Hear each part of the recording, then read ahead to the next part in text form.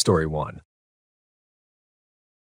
We were deep in northern Utah, tucked into a crooked little horseshoe of land outside Logan Canyon, one of those forgotten cutouts in the Wasatch Range where the forest presses down like it wants to smother you. No hookups, no cell signal, just trees and rock, and a sky that felt a little too heavy after dusk.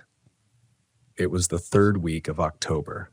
Me and my buddy Darren had taken off in my old '82 Volkswagen Westphalia, trying to squeeze in one last camping trip before the mountain roads iced over.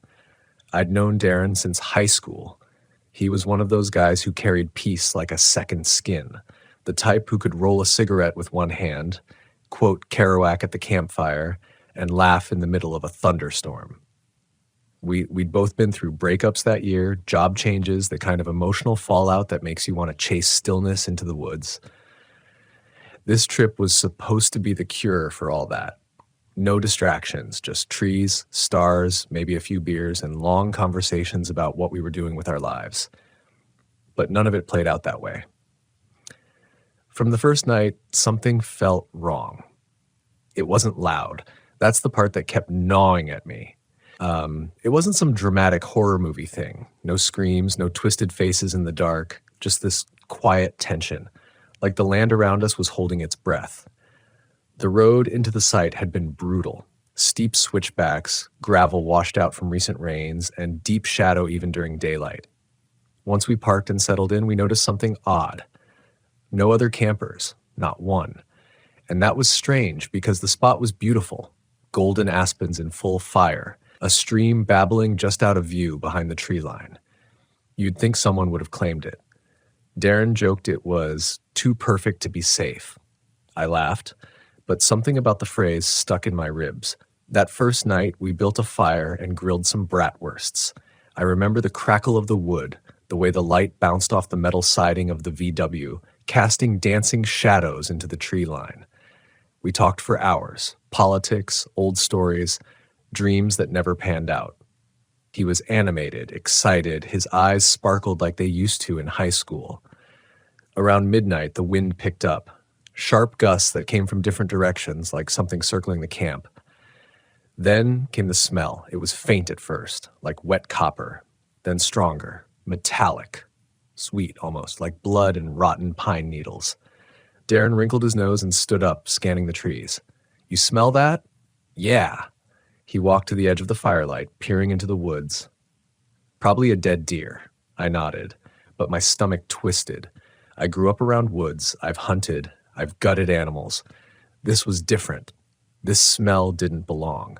We turned in around 1 a.m. The wind kept shaking the van, creaking the fiberglass pop-top like someone was pressing down from above.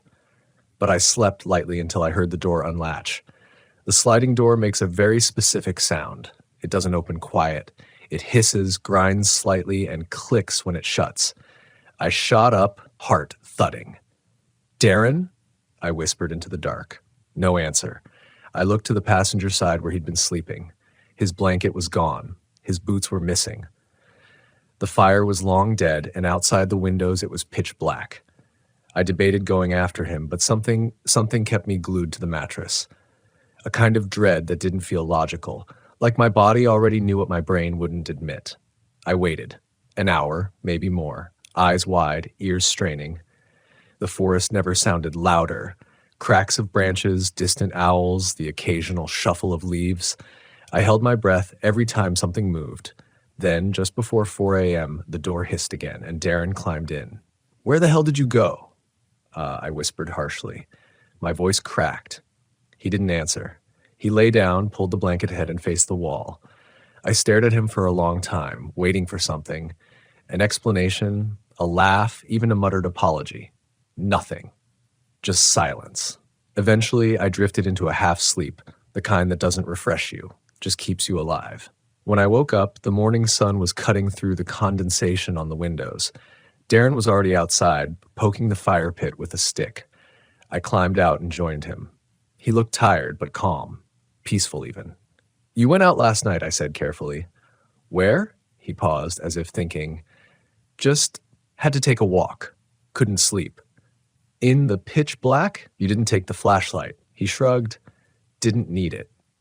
I studied him. Something was off. I couldn't put my finger on it exactly. His voice sounded normal. His posture was the same, but he wasn't blinking as much. He barely looked me in the eye, and he kept reaching up to scratch behind his ear, again and again, like something was crawling under his skin.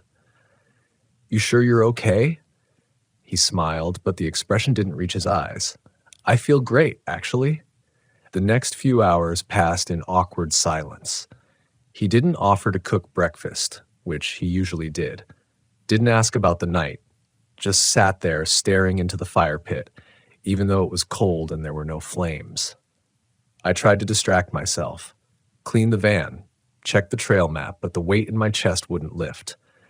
Around noon, we decided to hike out toward the ridge, just a few miles to a viewpoint overlooking the canyon.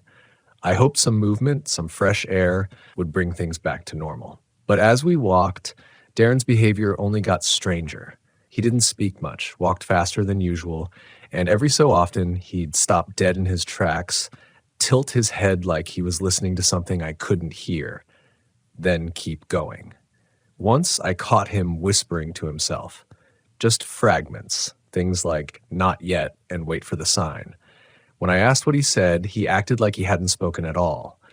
About 2 miles in, I found something that made my skin go cold. A circle, not made of stones or twigs like kids would do. No, this was carved into the earth, deep, narrow lines forming a perfect ring, maybe 4 feet across, and inside it a patch of dead grass, brown, brittle, like it had been drained of color. I stepped back instinctively. "What the hell is this?" Darren just stared at it, smiling. "It's older than you think." That's when I started to feel real fear, not unease, not worry, but that core-deep tremble when your body starts prepping for a threat it can't name. We didn't finish the hike. I insisted we go back. Told him I wasn't feeling well. He didn't argue, just turned around, still smiling. That night, I didn't sleep, and I made sure to lock the van door from the inside. But sometime around 2 a.m., I heard it, a low whisper, just outside the window. Not a voice I could understand, more like tones, shapes of words, foreign, ancient. And then the knocking started, not at the door, on the roof. 3 slow, deliberate knocks, then silence, then 3 more. I lay there frozen, staring up at the ceiling of the van like it might collapse inward. Each knock was perfectly spaced. 3. Wait. 3 more. Not like branches falling, not like some raccoon digging for food. It had rhythm, it had intent. I didn't dare move, even breathing felt too loud. The air inside the van had gone still and sharp, like it was holding the same breath I was. I reached slowly, blindly for my flashlight without turning it on. I knew Darren was awake. I could feel it. That stillness from the other side of the van. It wasn't sleep. It was listening. And then the knocking stopped, followed by a soft scritch like fingers dragging across the fiberglass roof, slow and searching. Not claws, not paws. Fingers. Nails. And when it finally moved toward the edge where the pop-top sloped down, I swear I heard it whisper again. Just a breath, right against the metal. Then, silence. I don't know how long I stayed like that, staring upward, gripping the flashlight like a weapon I didn't believe in. I just remember the birds started chirping eventually, and that was the only thing that made me move. Not because I felt safer, but because daylight meant I should feel safe, even if I didn't. I sat up, careful not to look toward Darren's side, but he wasn't in the van anymore. His blanket was bunched at the foot of the mattress. His boots were gone again. This time, I didn't wait. I threw on my jacket, grabbed the bear spray and a hunting knife I kept in a pouch by the door, and stepped out into the morning chill. The woods were damp, still. Cold dew clung to the branches, and the trees stood like statues, too silent for this early in the day. I called his name once, just once. It felt wrong to shout in that place. No answer. I checked the fire pit. Nothing but ash. No footprints, no gear missing, no water bottle disturbed, like he'd vanished straight into the trees. I followed the narrow game trail leading away from the van, thinking maybe he'd gone back toward that weird ring we found. The forest around me creaked and groaned like it was waking up too slow, like it didn't want to rise. The deeper I went, the more I felt it, something off in the layout of things. The way the trees curved slightly inward, like I was being herded. The way my own footsteps started to sound muffled, like I was walking through soundproof air. And then I heard it, humming, low, deep, tuneless humming. It came from somewhere just ahead.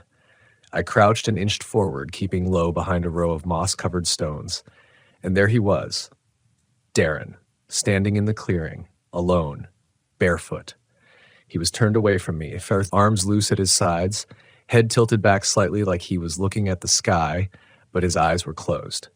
He was standing in the center of another ring, but this one wasn't carved into the dirt.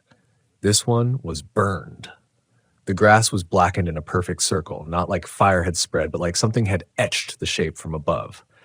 The bark on the nearby trees was scorched in strange, curling patterns, like symbols I didn't recognize. Fluid, organic, wrong. I stepped forward quietly. Darren. He didn't move. Hey man, this isn't funny. Nothing. I took another step. We're leaving. Pack your stuff. Now. He finally turned. But it wasn't like turning to acknowledge me. It was slow, mechanical, like he had to remember how. And then he opened his eyes. And I swear to God, they were not the eyes of the person I drove up here with. Not just the color, though that was off too. They looked pale, almost silver, reflective, like an animal caught in a flashlight beam. But it wasn't just that. It was the emptiness behind them. Like he wasn't seeing me at all. Like he was looking through me at something I couldn't perceive. I can't leave, he said. Not yet.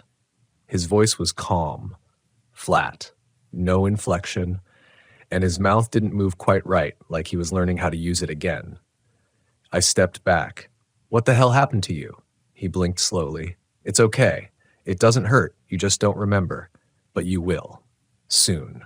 My stomach twisted so hard I almost dropped the knife. Darren, please. We need to go.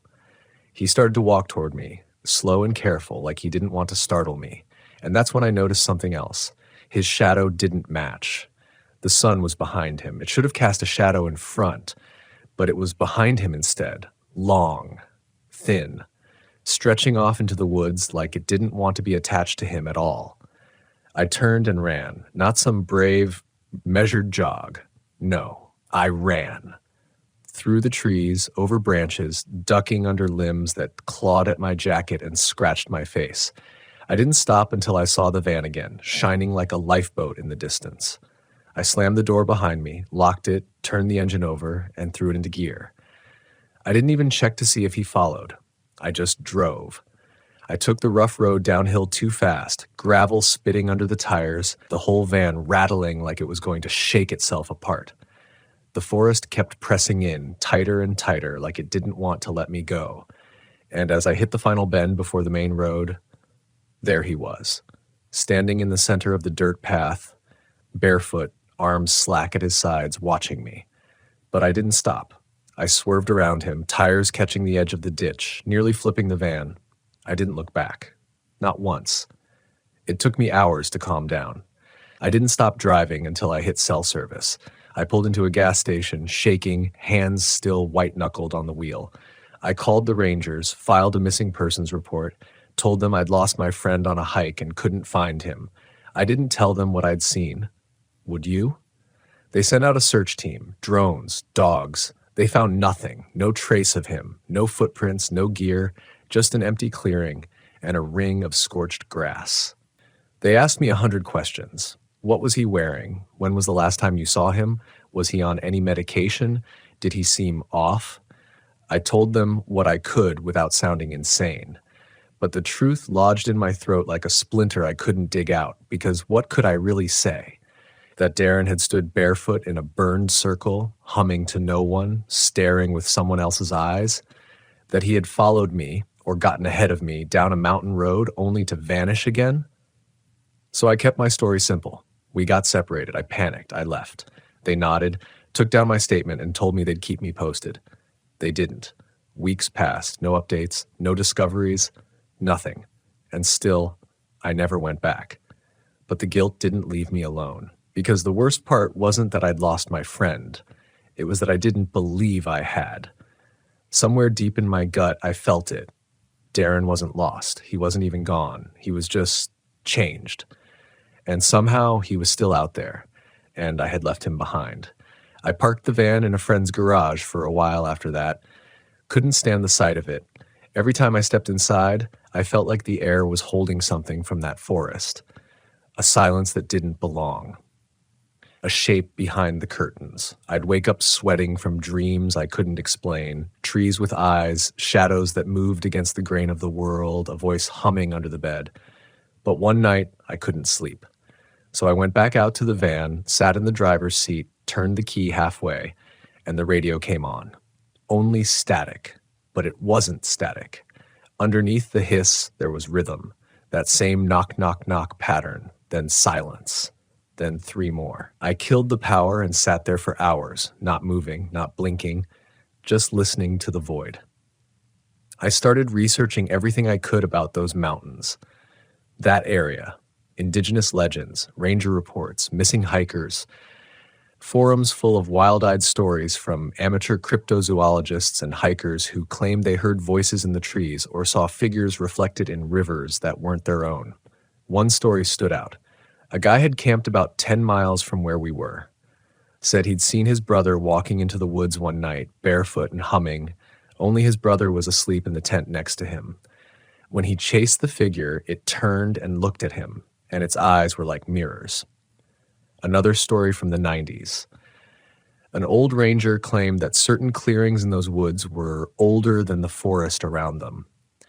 Said you could feel the difference in your bones, that the soil was wrong, that the animals avoided them, that people changed in them, came back wrong or didn't come back at all. He'd said the same thing I was too afraid to say out loud. They don't take your body, just your place. I didn't want to believe it. I really didn't. But the more I read, the more the memories came back.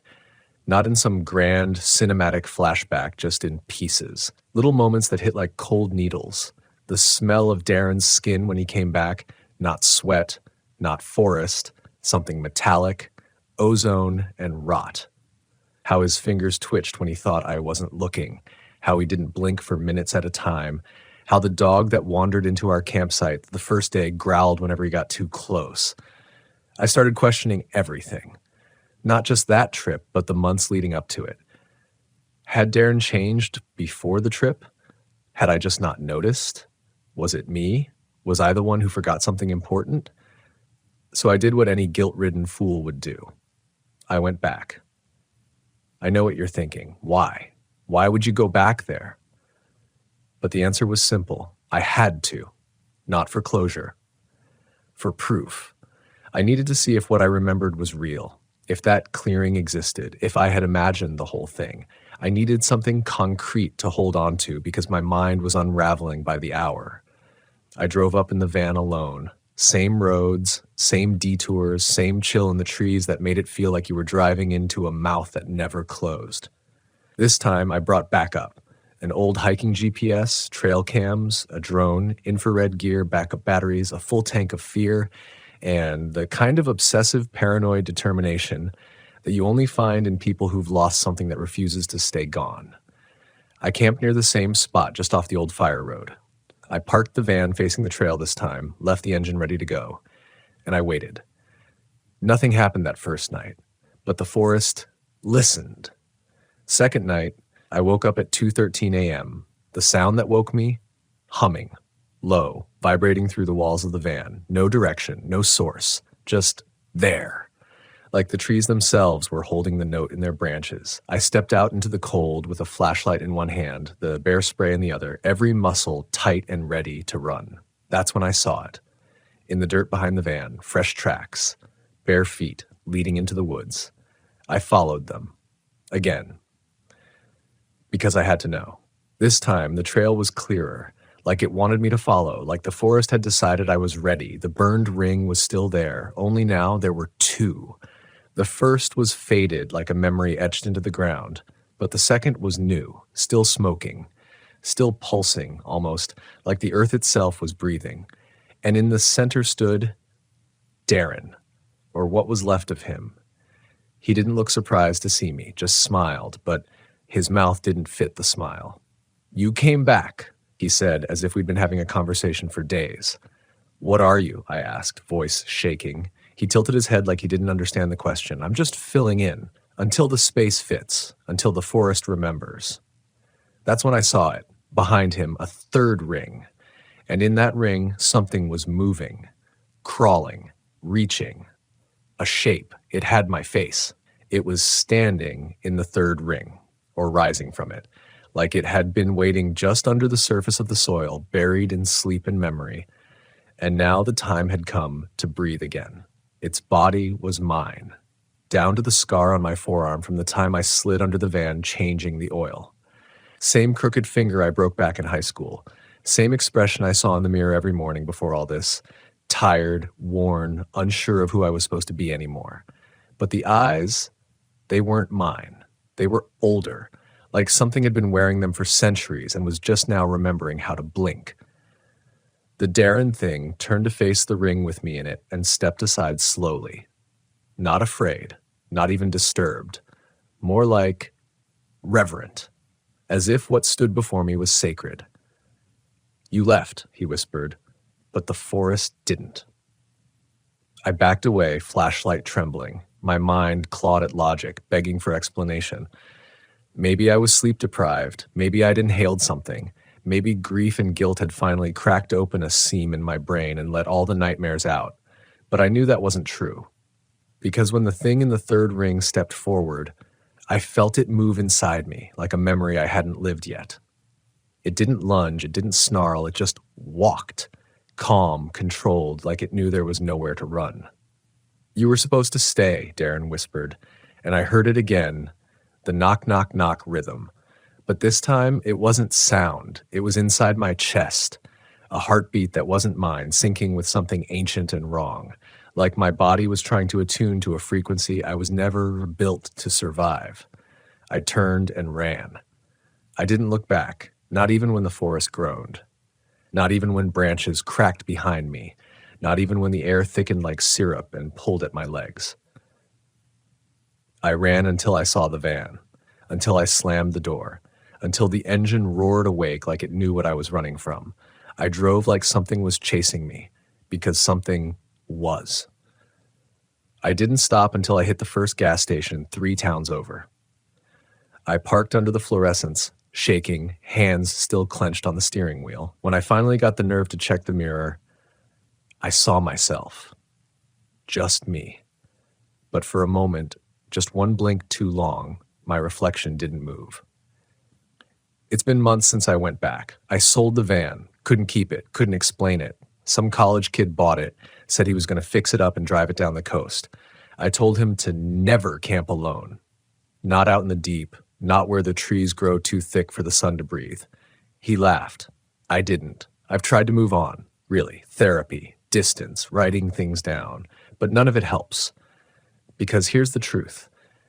There are places in this country out of sight, out past the last campsite, beyond the edge of the trail map, where the land remembers, where the soil still speaks the language of old things, where identity isn't fixed but borrowed, echoed, rehearsed. And sometimes, when you stay too long in those places, the land writes you back in differently. You don't go missing in those forests. You get replaced. I still dream about Darren. Sometimes he's still my best friend, the one who knew every Pink Floyd lyric, the one who used to sneak beers into national parks and light fireworks when no one was looking. But sometimes, he's the thing in the ring, and sometimes it's me. They never found a body. No bones, no gear, not a single thread of Darren's flannel jacket. But every now and then I hear from other hikers online. Obscure forums, lost threads. Campers who swore they passed a man on the trail, quiet, barefoot, staring too long. Sometimes he speaks, sometimes he just hums. And always, they say the same thing. It felt like he already knew me. I want to say this whole thing taught me some valuable life lesson. To trust my gut, to listen to the forest, to never ignore the small signs. But that's not the real lesson. The real lesson is this. Some places were never meant for people to linger. Some silences are not empty, they're waiting. And when your friend leaves the RV in the middle of the night, don't assume he's the one who comes back. Not every version of you belongs in this world. And not every friend who returns is still looking out for you. Story 2. I don't know what made me stop in Mississippi. Maybe it was the heat. Maybe it was the way the Spanish moss hung over the narrow back roads like the last strands of sanity in a place long forgotten.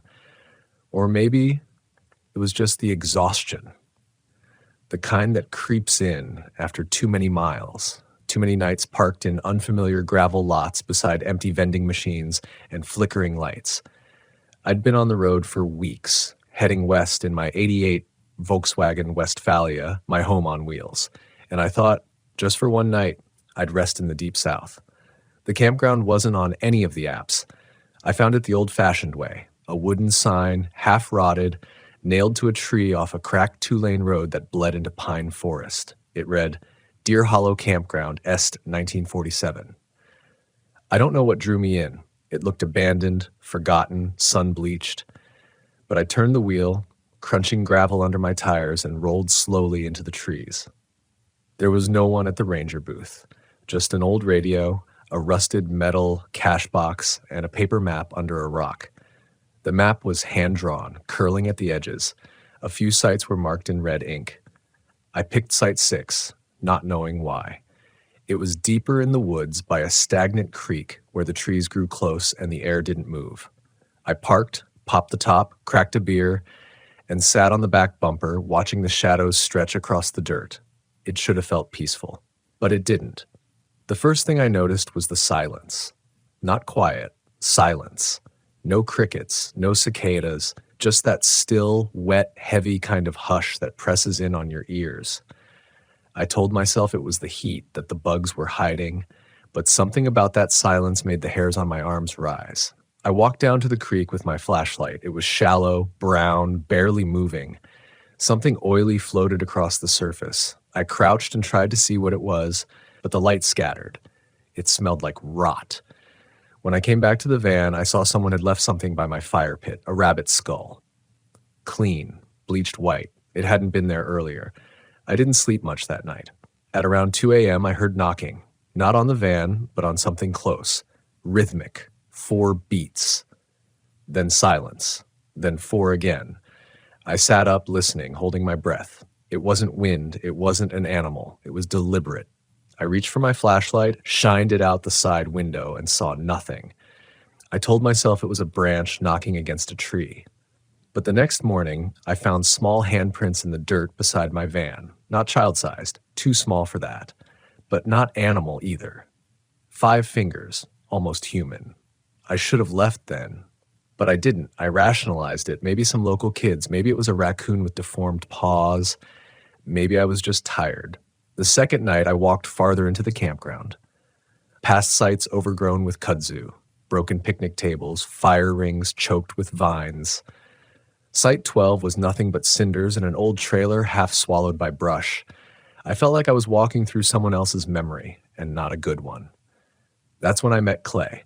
He looked to be in his 60s, thin, tan, wore a red flannel shirt and jeans despite the heat.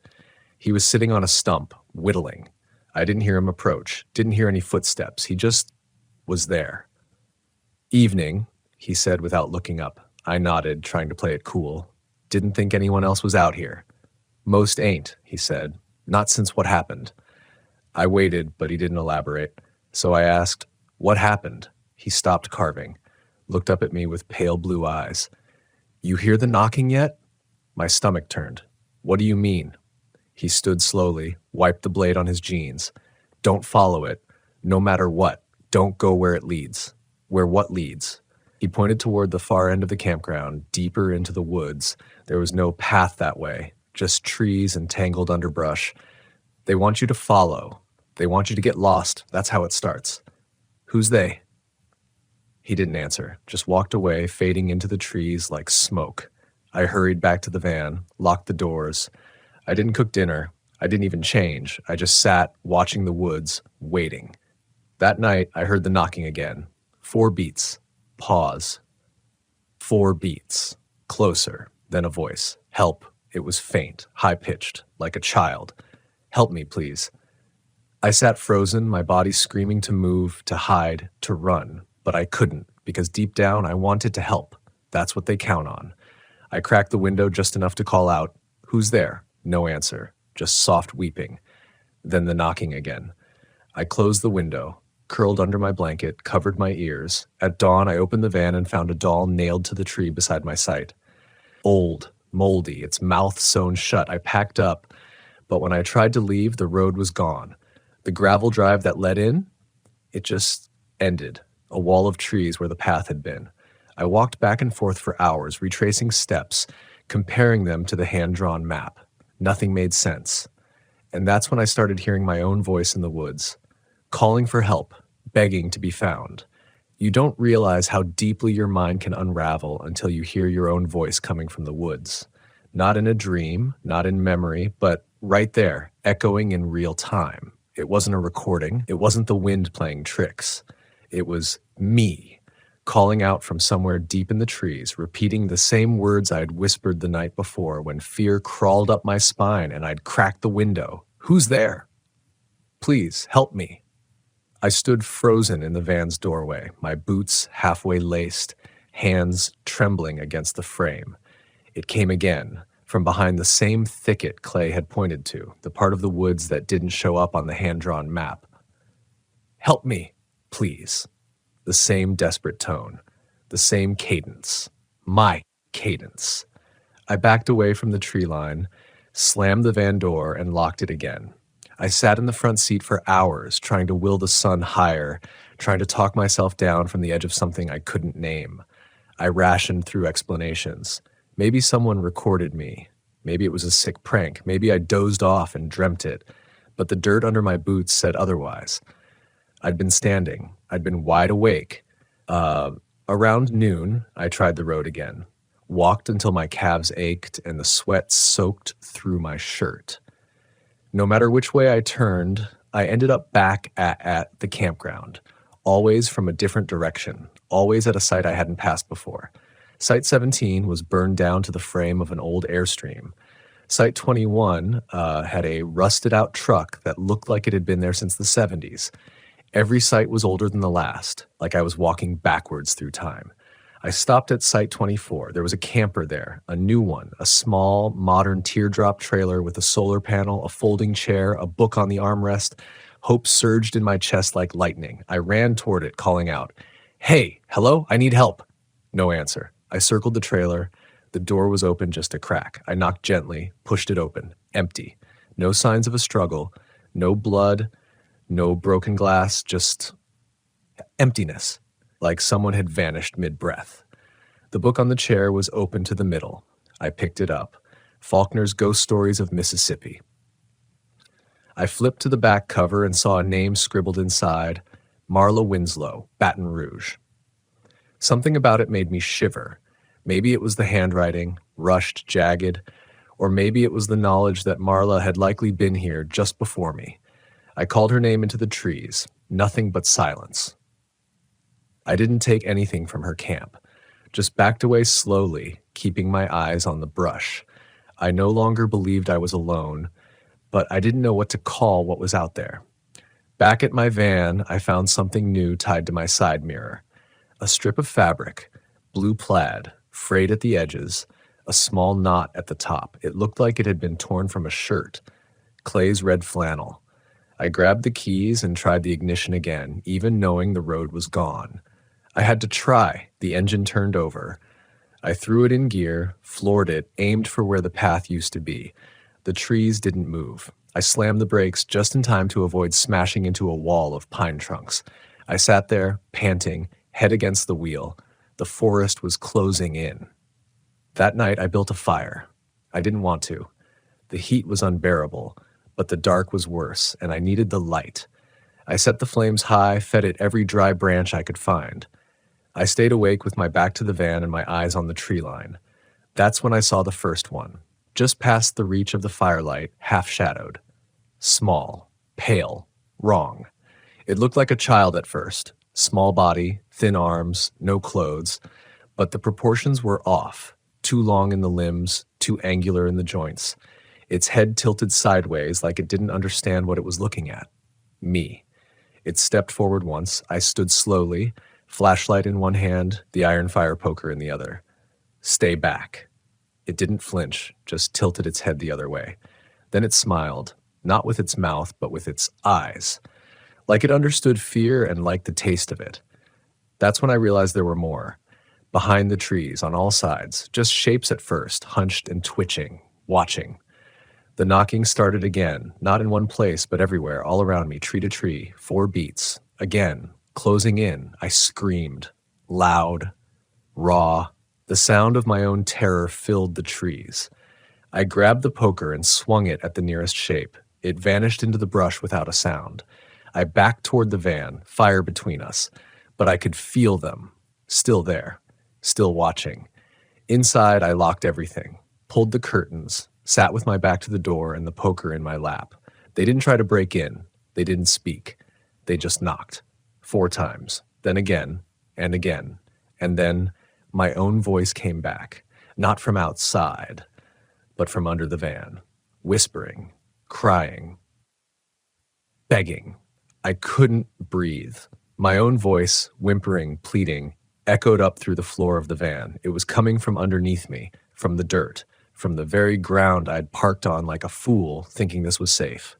Please, let me out, it whispered, and then again like a scratched vinyl record. Please, let me out. Please, let me out. I pressed both palms to my ears and shut my eyes, willing it to stop.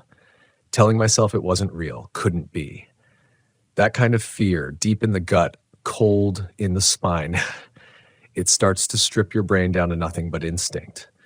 You don't ask questions anymore, you just survive. I held the poker in my lap like it was an anchor, sat there, rocking a little as the whispers circled the van. Sometimes it sounded like me, sometimes it sounded like someone else. A woman sobbing, a child giggling, an old man choking out a prayer.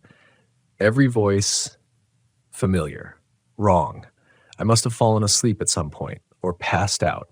When I woke, it was morning again, but the light wasn't right. The air felt yellow, stale, like it had been trapped under a lid too long. The sky looked colorless, flat, like a bad photo filter, and there was something new outside. Someone had drawn on the van. I stepped out slow, walked around to the back. My stomach flipped. There were dozens of handprints, filthy, oily smears all over the white paint, child-sized but too long in the fingers, some dragging, some overlapping. They trailed along the sides like a crowd had circled and pressed their hands to the metal all night long. And right in the center of the back window, scrawled in ash, "Shh. You were here before." I dropped the keys. My hands wouldn't stop shaking. Every breath I took came shallow, clipped. I couldn't remember when I last drank water, ate food. My whole body was going numb, senses shutting down, mind reeling. And then, through the trees, I saw movement. Someone walking, an actual person. Tall, slow gait, heavy boots crunching through leaves. My heart stuttered. I called out, waving both arms like a man gone mad. He didn't answer, but he turned, and I knew that face. It was Clay. Same flannel, same boots, same crooked smile. "Clay!" I yelled. "Wait, you were right. Something's wrong here. Help me get out." He didn't move, just stood there looking at me, like he didn't recognize me or didn't want to. I jogged forward. He turned away and started walking, not toward me, but deeper into the woods. "Clay, wait." I chased after him. Branches slapped at my arms, thorns tore my sleeves. He was always just out of reach, gliding through the brush like it wasn't even touching him. And then I lost sight of him altogether. When I finally stopped, panting, I realized I was somewhere I'd never seen before. A part of the forest that didn't match any map, any trail. The trees here were twisted, gnarled in ways that felt deliberate, like they'd been grown that way, to trap, to tangle, to watch. I turned to retrace my steps. There was no path behind me, just more of the same, dense, thicketed, impossible. I was lost again, but this time it didn't feel like I'd wandered too far. It felt like the land itself had changed around me, like it didn't want me to find the way back. I wandered for hours, sun never shifted, air never cooled, time felt suspended, my mouth dried out, my legs began to cramp. I saw shapes between the trees, those long-limbed watchers pacing me just beyond reach. Then I saw the sign, nailed to a tree, a small, rusted rectangle. "Welcome to Site 1." I blinked. My knees buckled. It was the first site, the one where I'd started. Except now it looked abandoned, overgrown, the fire pit half filled with dirt and leaves like no one had touched it in years. But the van was still there, my van, right where I left it. Except the door was open. The curtain fluttered in the breeze. A figure was inside. I could see their silhouette moving slowly, back turned toward me. I stepped closer. My mouth opened to speak, but the sound caught in my throat. Because that figure turned just a little, and I saw my own face. Pale.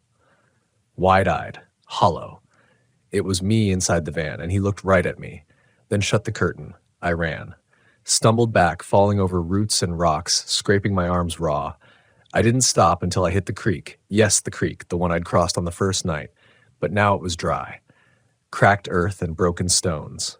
On the bank, a bundle of cloth. Torn flannel. Clay's shirt, soaked in something black and thick and sticky, and beside it, a boot print, not his. Mine. Facing toward the woods. I dropped to my knees and cried. I wasn't just trapped here. I'd been here before. I stayed by the creek until the light began to fade again. Not because I wanted to, but because I couldn't make myself move. My legs refused. My body knew something my mind couldn't admit. Going forward didn't matter. There was no direction, no real time, no line between past and present anymore. I stared at that single boot print, my boot print, over and over. And with every passing minute, something inside me began to fray. You don't just see evidence like that and stay whole. You don't stand above your own tracks next to a bloody shirt belonging to a man who shouldn't be gone and walk away unshaken. I started thinking about all the little things I'd ignored. The weird loop of the road when I first arrived, the way Clay had looked at me that morning like he knew something I didn't, the voices under the van, the reflection in the window that wasn't mine. It all pointed to one thing, something beneath this place.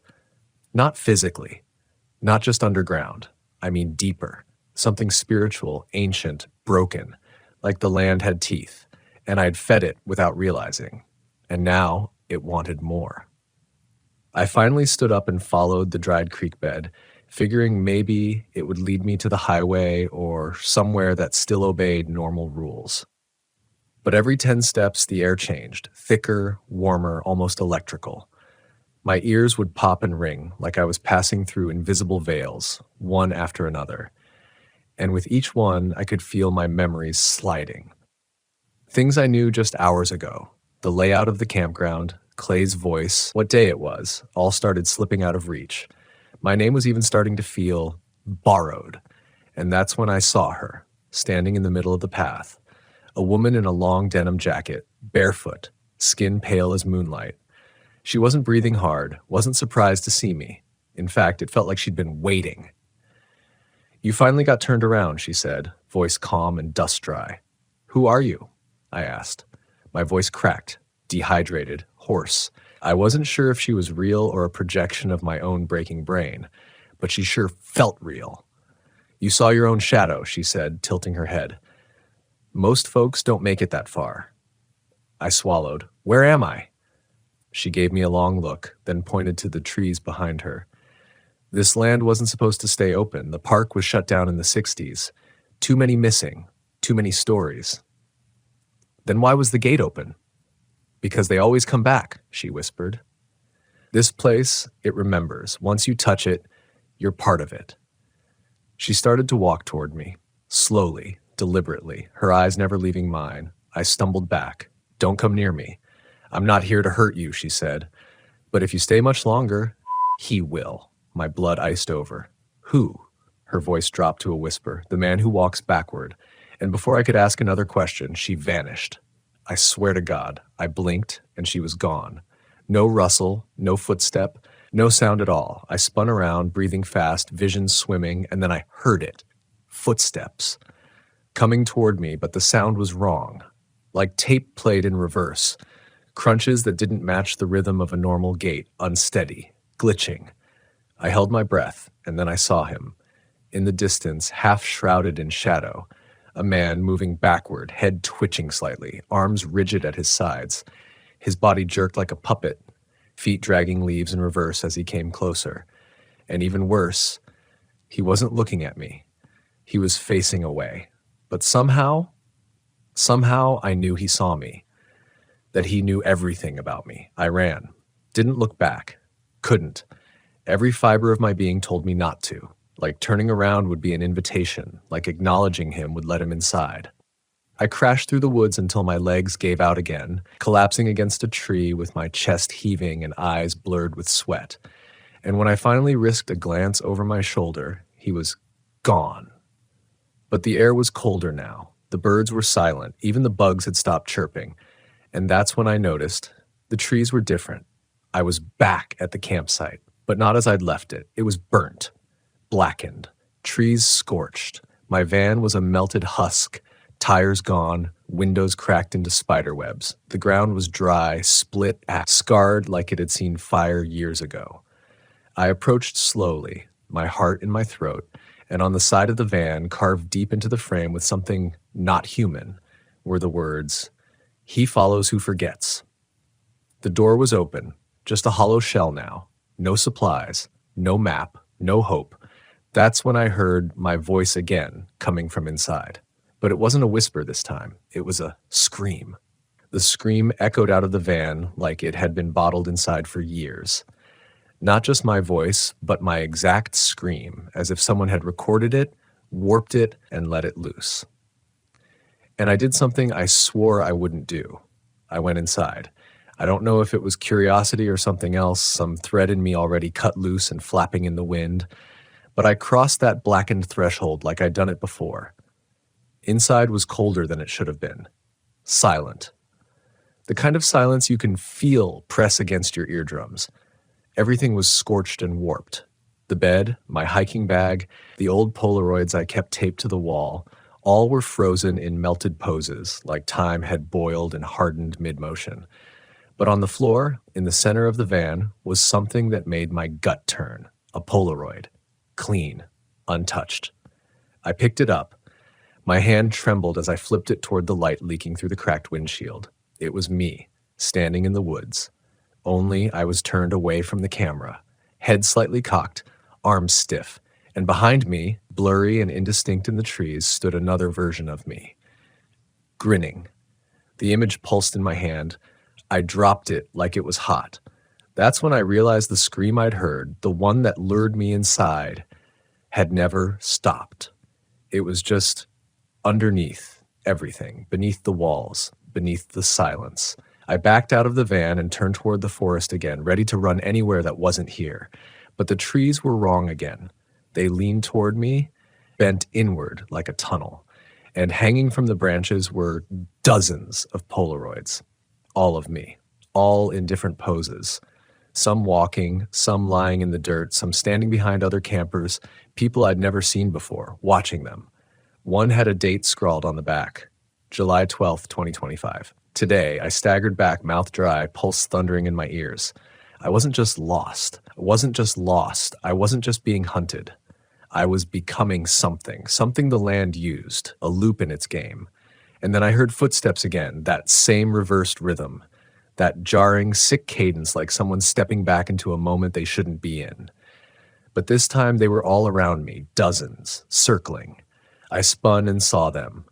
Figures in the trees, all facing away, all walking backward. Men, women, children, some tall, some stooped, some in torn camping gear, others half naked, all of them twitching, jerking, like they'd been stitched together from memories that didn't belong. And they were closing in. I ran, but the forest stretched around me like elastic. No matter which way I turned, I ended up back in the burnt clearing, back by the van, back at the spot where the scream started. I fell to my knees and screamed out into the trees. "What do you want from me?" The silence that followed was worse than an answer, because that's when I realized I wasn't supposed to leave. This place didn't trap people out of malice. It pulled them in to preserve something, to feed on them slowly like an old god savoring worship. You don't walk into the Deep South and find a horror like this unless you were already bleeding inside. I thought of Clay, his eyes, his smirk, how calm he was. Maybe he wasn't warning me. Maybe he was testing me, seeing if I'd become part of the cycle, just like him. Maybe he never left. Or maybe I was Clay now. I felt something move behind me, felt the breath of it across my neck. And when I turned, nothing. But the air had changed again, and now I could smell smoke. Fresh, real, alive. I looked up and saw the same red-orange glow I'd seen my first night, just past the tree line, firelight. Only this time it wasn't coming from the van. I stumbled toward it, hoping, begging for something different. A person, a ranger, even another illusion. Anything but silence and Polaroids. What I found was a fire ring, still burning. A small campfire crackling in the woods, surrounded by 3 camping chairs. And in those chairs, Clay, the woman in the denim jacket, and me. I froze. 3 versions of us sitting calmly, faces turned toward the fire. Not speaking, not blinking, just watching the flames. I approached slowly, heart in my throat, vision swimming. I reached out to touch the shoulder of the me in the chair, and he turned to look at me. But his eyes were empty. 2 black holes, no whites, no recognition, and in that moment I knew. That was who I'd become. The moment I let the fear take root, the moment I doubted my own memory, denied my own instincts, I started splitting. This place didn't take your life, it divided it, shattered your timeline into reflections, and one by one, those reflections took your place. I wasn't fighting something outside me, I was fighting myself. The version of me sitting in that chair by the fire didn't blink. He didn't flinch when I shouted. He didn't move when I reached for him again. His hands were clenched, his jaw slack. He looked like a mannequin molded from regret. And maybe that's what we all become out here, reflections of the choices we never made. I looked at Clay. He was smiling gently into the fire like everything was okay, like he belonged. The woman too, her arms folded, face calm. And as I turned in a slow circle, I saw more chairs now, dozens more, half hidden behind trees, perched near phantom flames. Each held someone, some slumped, some alert, some weeping silently. All of them versions of us, trapped echoes. This wasn't just a place in the woods, it was a kind of memory prison. A looping echo chamber for people who'd gone missing without ever being found. A place that fed on the space between moments, the what-ifs, the would-haves, the doubts. I backed away, heart pounding so violently it made my fingers twitch. The trees pulsed, their shadows flickering faster than the flames. My stomach churned. The scent of pine needles had turned metallic, like blood on a coin. And then the fire died. All at once, all of them, snuffed out like they'd been extinguished from within. Every chair was now empty, even the one that held me. I turned and saw it, my reflection, now standing, just behind me. Eyes still black, but the smile, God, the smile was wider now, like it had won. Not yet, I whispered to myself. Not yet, not like this. I ran. I don't even remember turning. The forest bent and wheezed as I sprinted through it, branches clawing at my arms, at my face, like they wanted to pull the skin off. The ground felt soft, then suddenly hard, then suddenly gone. I fell, flat on my chest, wind knocked out of me. When I looked up, the air was different, still, heavy. And then I realized I was back at the road, the 2-lane blacktop. My van was just feet away, the taillights glowing faintly in the dim blue of morning. It was morning? Had it been hours, a night, days? I didn't care. I lunged for the driver's door, threw it open, and peeled out so fast I nearly took the mirror off on a tree trunk. The van roared down the cracked pavement like it had been waiting for me. And I didn't stop driving. I didn't look in the rear view. Not even once. I passed the welcome sign again. You are now leaving the heart of the South, and burst into open highway like I'd surfaced from underwater. The sun hit me in the face. And still I didn't stop. Not for hours. Not until I hit a gas station somewhere deep in Mississippi. The air smelled normal. There were people, real ones, tired, loud, human. I sat in the lot for what felt like half a day, watching everyone, checking their eyes, listening to their voices, waiting for someone to move wrong. But no one did. Eventually, I stepped inside, bought coffee, and stared at myself in the bathroom mirror. Still me. Still shaken. But something wasn't right. Behind my eyes, there was a dull throb, a low hum like static buried under everything I did. That night, parked in a lit-up RV lot with other families, I tried to sleep, but at 2:12 a.m. I heard it again. That backward footstep. Just one. Outside my window, I didn't move, didn't breathe, and in the morning, when I stepped out, there was a single Polaroid taped to my windshield. Me, standing in the woods, back turned. The cycle hadn't ended. It never ends. You just leave with less of yourself than you came with. I left the Deep South weeks ago, physically anyway, but part of me, something vital, something buried deeper than fear, never made it out of those woods. It stayed behind, sitting in that chair, staring into dying firelight with that same blank, hollow expression I'd seen on Clay and the others. The forest kept something of me. Maybe that's how it works. It doesn't kill you, not outright. It just takes pieces, bit by bit, like a deer licking salt from your hand before biting down on your fingers. You don't even realize you're bleeding until the color drains from your memories. I'm back on the road now, trying to feel normal again. I visit well-lit campgrounds, bustling national parks, even loud, overpopulated RV parks that I used to hate. I used to chase the silence. Now I run from it. I used to find God in the stillness of trees. Now I pray I never hear the wind blow the same way again. I tried to talk to someone, a fellow camper I met near the Blue Ridge Parkway, told him a softer, safer version of what happened, left out the reflections, the loop, the black-eyed copy of myself. He laughed. Man, you were probably just dehydrated or had some kind of sleep paralysis episode. I nodded. Let him believe it. Maybe part of me wanted to believe it too. But the truth is, I've changed. I'm not the same man I was when I turned down that dirt road into Louisiana. That road wasn't on any map. That gas station? Gone when I tried to trace it. The ranger? No record. Clay? Never existed. No missing person reports, no local listings. Nothing. Even the coordinates on my phone's GPS history jump from Texas to Mississippi with no entries in between. A blank space where my soul went missing. I started waking up with scratches on my ribs, on the soles of my feet, tiny things, harmless on their own, but too precise to be accidental. I've stopped using mirrors after dark. I keep the RV's curtains drawn tight, especially around midnight. I move the bed so I don't face any reflective surfaces when I sleep, because I swear, some nights, I hear breathing, not mine, and not outside either, inside. Soft, slow, syncopated, like someone trying to breathe exactly when I breathe. Copying me. Imitating life.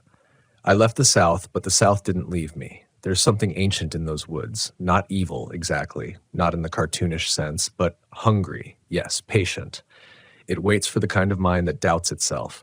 For the traveler running from a past they pretend they've buried. For the soul that can't decide if they're running toward freedom or away from something darker. That forest, the one with the looping trail and the blank-eyed people, it's not just a physical place. I'm convinced it exists between regrets, between versions of yourself. It finds you when you're not sure who you are anymore. When you pull into a town and forget what state you're in. When the road signs stop looking familiar. When the sunlight fades a little too early and you realize you haven't spoken to another real person in days. When you've been driving for so long, even your own voice feels foreign. I don't tell people this part, but I need to now. Last week, I woke up at 3:09 a.m., the exact time I found Clay's radio in that fire pit. I was parked in northern Colorado, middle of nowhere, dry air, no trees, but there was dirt on the floor, red clay. Exactly like the kind back at that southern site. Tracked inside in the shape of one footprint, left, facing my bed. And in the rearview mirror, written in condensation across the glass, was a single word, again. It's been quiet lately, too quiet. I've kept the RV moving every 2 days, north, west, doubling back, anything to stay unpredictable. I don't camp in the same place twice. I don't talk to strangers for too long. I don't look too long into my own eyes in a mirror. I don't trust reflections. I don't trust silence. And I especially don't trust myself after dark. But that hasn't stopped it, whatever it is. I used to think what I saw out there, Clay, the loop, The endless trail was the haunting. But I was wrong. That was just the introduction. The real horror? It's subtle. It's internal. It follows me not in shadows, not in noises, not even in scratches or whispers. It follows in the form of doubt. What did I actually escape? Am I really out? Or am I still there in that forest, stuck in some invisible repetition I haven't noticed yet? What if every town I pull into is just another bend in that same trail? What if every face I meet is just a recycled copy meant to keep me compliant, quiet, comfortable? I tried going home. Thought maybe grounding myself somewhere familiar would break the loop. I pulled into the driveway of my old house in North Carolina, knocked on the door. My sister answered. She stared at me for what felt like a full minute. Her eyes didn't move, her lips didn't part, just a frozen stare. Then, without saying anything, she shut the door. I knocked again and again. Eventually, a man opened it, one I'd never seen before. "This is my house," he said flatly. I backed away, confused, but he held up something, an envelope, addressed to me. Inside was a photo, an old one, dated 6 months ago. Me standing next to the RV, only my eyes were all black, like clays. On the back, written in smudged, penciled script, it just said, "This version strayed too far." I don't know who left it, or how they got my address, or what it means. But ever since that night, I've stopped trying to make sense of things the way I used to.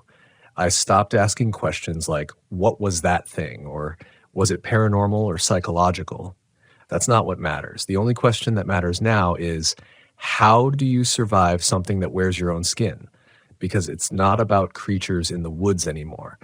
It's not about Southern folklore or forgotten trails. It's about identity, about who you are when everything familiar slips away. The horror wasn't the reflection in the water. It was the moment I realized I couldn't tell who was mimicking who. Maybe that's the trick. Maybe these woods, these things, they don't chase you. They don't even hunt. They just wait.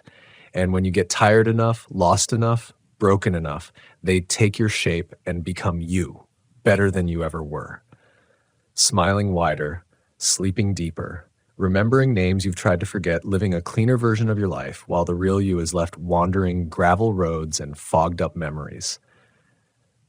I'm not sure who I am anymore, but I do know this. Somewhere out there, a version of me is parked in that same patch of pines, not moving, not thinking, just watching. And one night, that version will decide it wants to come home. But I'll be waiting. I'm not the same man who turned down that unmarked road months ago. I've seen what happens when you try to run from who you are. I've learned how to move without being seen, how to erase footprints, how to leave no trace, not even in memory. And most importantly, I've learned that the road is never what it seems. Some campgrounds whisper to you, some watch you, and a few, they remember you. So if you ever find yourself deep in the South looking for a cheap spot off the grid, if the ranger station looks abandoned but the lights are still on, if the trees feel too close and the ground doesn't echo your footsteps, if your reflection ever blinks when you don't, turn around. Don't ask questions. Don't wait for morning, because the road might let you leave, but it doesn't always let you return. Story 3. We weren't trying to escape anything dramatic, just the usual. Noise, schedules, phones buzzing like alarms we never signed up for. So when Danny found that patch of national forest barely marked on the map, it felt like a gift. He said it had no official trails, no established sites, just a clearing deep in the trees off a dirt road so rough it didn't show up on GPS. Real silence, he said. The kind you don't know you miss until you hear it.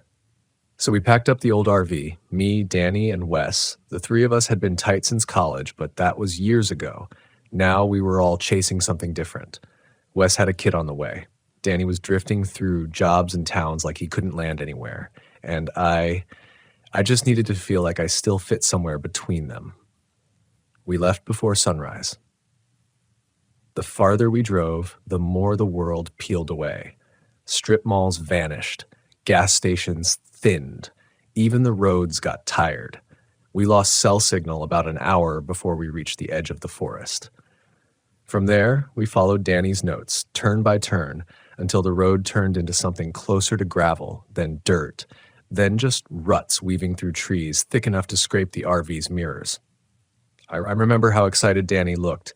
He kept saying things like, "No one else is out here," as if that was proof we'd done something brave.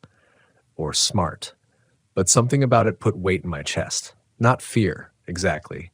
Just stillness. It's too still. No birds, no wind. Just the slow, methodical crunch of our tires over dried pine needles. We found the clearing late afternoon. It wasn't much, a pocket of flat land surrounded by towering lodge poles and a few moss-covered stumps. There were signs someone had camped there once, an old fire ring, rusted can opener nailed to a tree, but nothing recent. It felt forgotten. Danny parked the RV near the edge of the clearing. We stretched, shook out our limbs, and made a fire before the sun dipped too low. Wes pulled out a small Bluetooth speaker, but the moment he turned it on, the sound felt wrong, like music didn't belong here. He shut it off without saying anything. That night, the fire was the only light for miles. Stars bled through the canopy in streaks, but the forest beyond our little ring of orange glow was impenetrable, like a wall. I remember how loud the crackling of the fire felt, how even small twigs breaking underfoot echoed too far. None of us talked much after dark. Something about the quiet out there wasn't peaceful. It was watching. I went into the RV first. Wes followed maybe 10 minutes later. Danny stayed out, watching the fire burn down like he wanted to memorize every flicker. I woke up to footsteps. Not dramatic stomping, not animal rustling, just footsteps. Slow, deliberate, circling. At first I thought it was Danny, restless or needing air, but I didn't hear the RV door open. No footsteps leading away from the RV, just already out there, moving around us. Crunch, pause, crunch, pause. My heart pushed against my ribs like it wanted out. I lay there, staring at the ceiling, trying to decide if I should look, if hearing something and knowing something were the same. Then they stopped. I don't remember falling asleep again. Just that at some point, morning light was leaking through the tiny RV windows, and everything felt normal, or close enough to pretend. Danny was gone. His sleeping bag was empty, unzipped like he'd gotten up gently. No signs of a struggle, just absence. The fire was dead. Coffee untouched. No note, no gear taken. Just gone. Wes called for him. I checked the tree line. There were faint tracks heading east, maybe his boots, maybe not. But the forest floor was soft, spongy with moss and decades of decay. It didn't make sense. Danny wasn't the type to go wandering, especially not alone. We called his name until our throats were raw. Wes started walking in bigger circles, always checking landmarks so we wouldn't lose the RV. But the forest all looked the same, repeating patterns of trunks and shadows. No animal sounds, no wind, just that same oppressive silence pressing in. When the sun started to fall again, we gave up. We sat by the dead fire, saying nothing. And then, just as the last line of light slipped behind the trees, Danny walked out. Just walked out of the woods. No scratches, no panic, no explanation. He wasn't carrying anything, not even a jacket. He just stepped into the clearing, looked at us, and sat by the fire pit like he'd never left. I asked where he went. He didn't answer. Wes asked again, louder, almost angry. Danny looked up, but it wasn't him in his eyes. They were glassy, wide, but vacant. Like he was trying to remember how to be Danny. He whispered something as I had to lean in to hear it. Too many lights. Then he looked past us, toward the trees, and he didn't speak again for the rest of the night. That night, none of us slept. Danny just sat at the edge of the fire pit, still cold, still unlit, and stared into it like there was something burning only he could see. His eyes didn't move. His body didn't twitch. Not once. I asked if he was cold. No response. Offered food, water. Even tried a joke, some stupid inside thing from college that usually got a chuckle out of him, but he didn't even blink. Wes eventually muttered that he was going to bed, though I don't think he actually slept either. I stayed up, watching Danny, watching the trees. The darkness around our RV felt thicker now, like it leaned closer whenever I wasn't looking straight at it. At one point, I heard something scuff the gravel behind the RV. Just once. Quick. like a heel turning.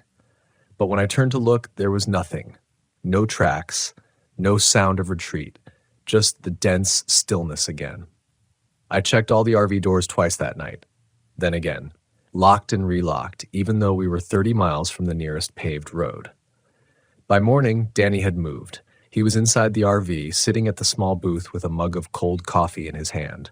Wes was in the passenger seat up front, eyes red, clearly hadn't slept either.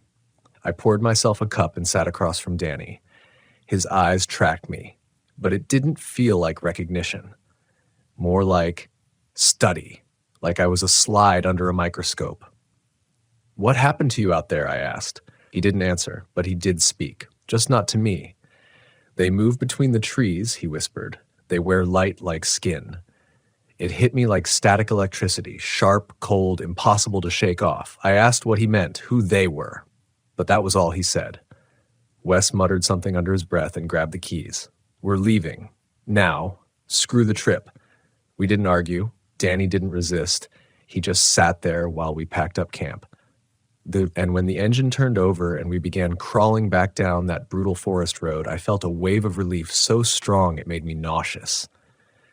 We didn't speak the entire ride out, but about halfway back to the highway, the radio crackled. Not a station, not music, just a crackling static hum, soft at first, then louder, then sharp enough that Wes reached out and smacked the dial off. But it was already off. That was the first thing. Later that night, back at a campground near civilization, Wes and I sat outside the RV while Danny stayed inside, still eerily quiet. We tried to talk through what had happened. Maybe Danny had a psychotic break, or got lost and panicked, or who knows. But even saying it out loud didn't help, because neither of us could explain how he had come back clean, uninjured, and at the exact moment the sun set. And more than that, we couldn't explain what he was now, because something had changed in him. It was subtle. You could almost lie to yourself about it, until you looked him in the eye. The next day, we started driving home. The mood in the RV felt like wet wool, heavy, clinging, damp. Danny would stand by the window and stare out for miles, not blinking, not moving, like he was watching for something to follow. And sometimes, I think he saw it, because he'd flinch, just a little, like a child ducking from a hand they couldn't see coming. By the second night on the road, strange things started happening. First, it was the smell. I woke up to this sharp scent, like pine needles soaked in rot, familiar and wrong, like Christmas gone sour. The whole RV stank of it, and it clung to the sheets, the walls, even the backs of my teeth. But by morning, it was gone. Wes said he didn't smell anything. Danny never spoke. That same morning, I noticed scratch marks on the inside of the RV's bathroom door. Thin, erratic lines, like from a stick or long fingernails. I asked if either of them had seen it. Wes just shook his head. Danny looked at the door, then tilted his head like he almost remembered something. Then he smiled. Not a warm smile. Not a Danny smile. This was slight. Cold. Like something mimicking the shape without knowing the reason. That was the second thing. The third happened the next night. I woke up again around 3 a.m. It was pitch black outside. We were parked at a small state-run site off a scenic byway. Not a soul around. Not even RV hookups. Just us and a handful of empty spaces under tall oaks. I heard whispering, coming from the front of the RV. I thought maybe Wes was talking in his sleep. I crept forward, barefoot, cold vinyl floor under my feet. The whispering continued, soft, rhythmic, but not in English. It had a cadence, a pulse. Then I saw Danny. He was sitting cross-legged on the driver's seat, head tilted back, eyes open, whispering, to the windshield, to whatever was outside the glass. I froze. Something brushed the outside of the RV, a soft drag along the aluminum, like a branch, or fingers. It circled, then stopped by the side door. Danny's whispering stopped too. His head snapped toward me. Eyes wide, mouth slightly parted. "They're close now," he said, his voice dry and hollow. "They found the wheels."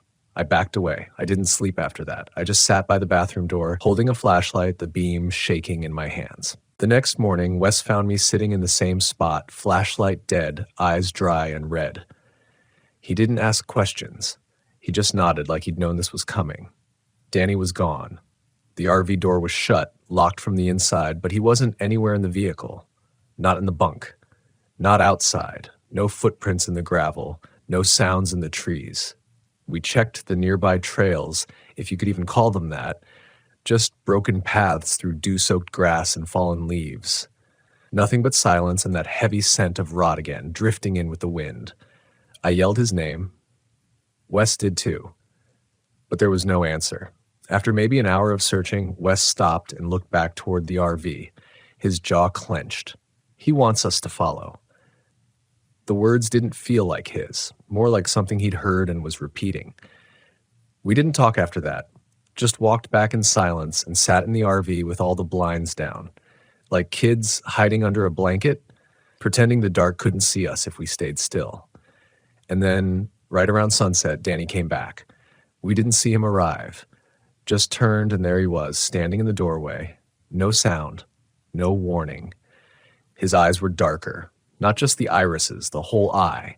Veins in the whites that hadn't been there before. His lips were dry, cracked at the corners, like he hadn't drunk a drop since he vanished. But he didn't look tired. He looked rested. "Where were you?" I asked, voice shaking. He said nothing. Wes stepped forward, blocking my view like he was guarding me. "Did they send you back again?" Danny tilted his head and grinned. This time, I swear to God, his teeth looked wrong. Too many, too small, like tiny bones packed too tight. Then, without a word, he walked to the back bunk and lay down, pulling the curtain shut. We sat in stunned silence. Wes leaned forward and whispered, "It's not him anymore." And I wanted to agree. I wanted to believe it was something impersonating our friend, but that's what made it worse, because part of me still saw Danny in there. Saw the same kid I'd backpacked through Oregon with. The guy who drove the RV when Wes broke his foot. The guy who once stayed up all night just to make sure I didn't drink myself into oblivion after a breakup. He was still in there.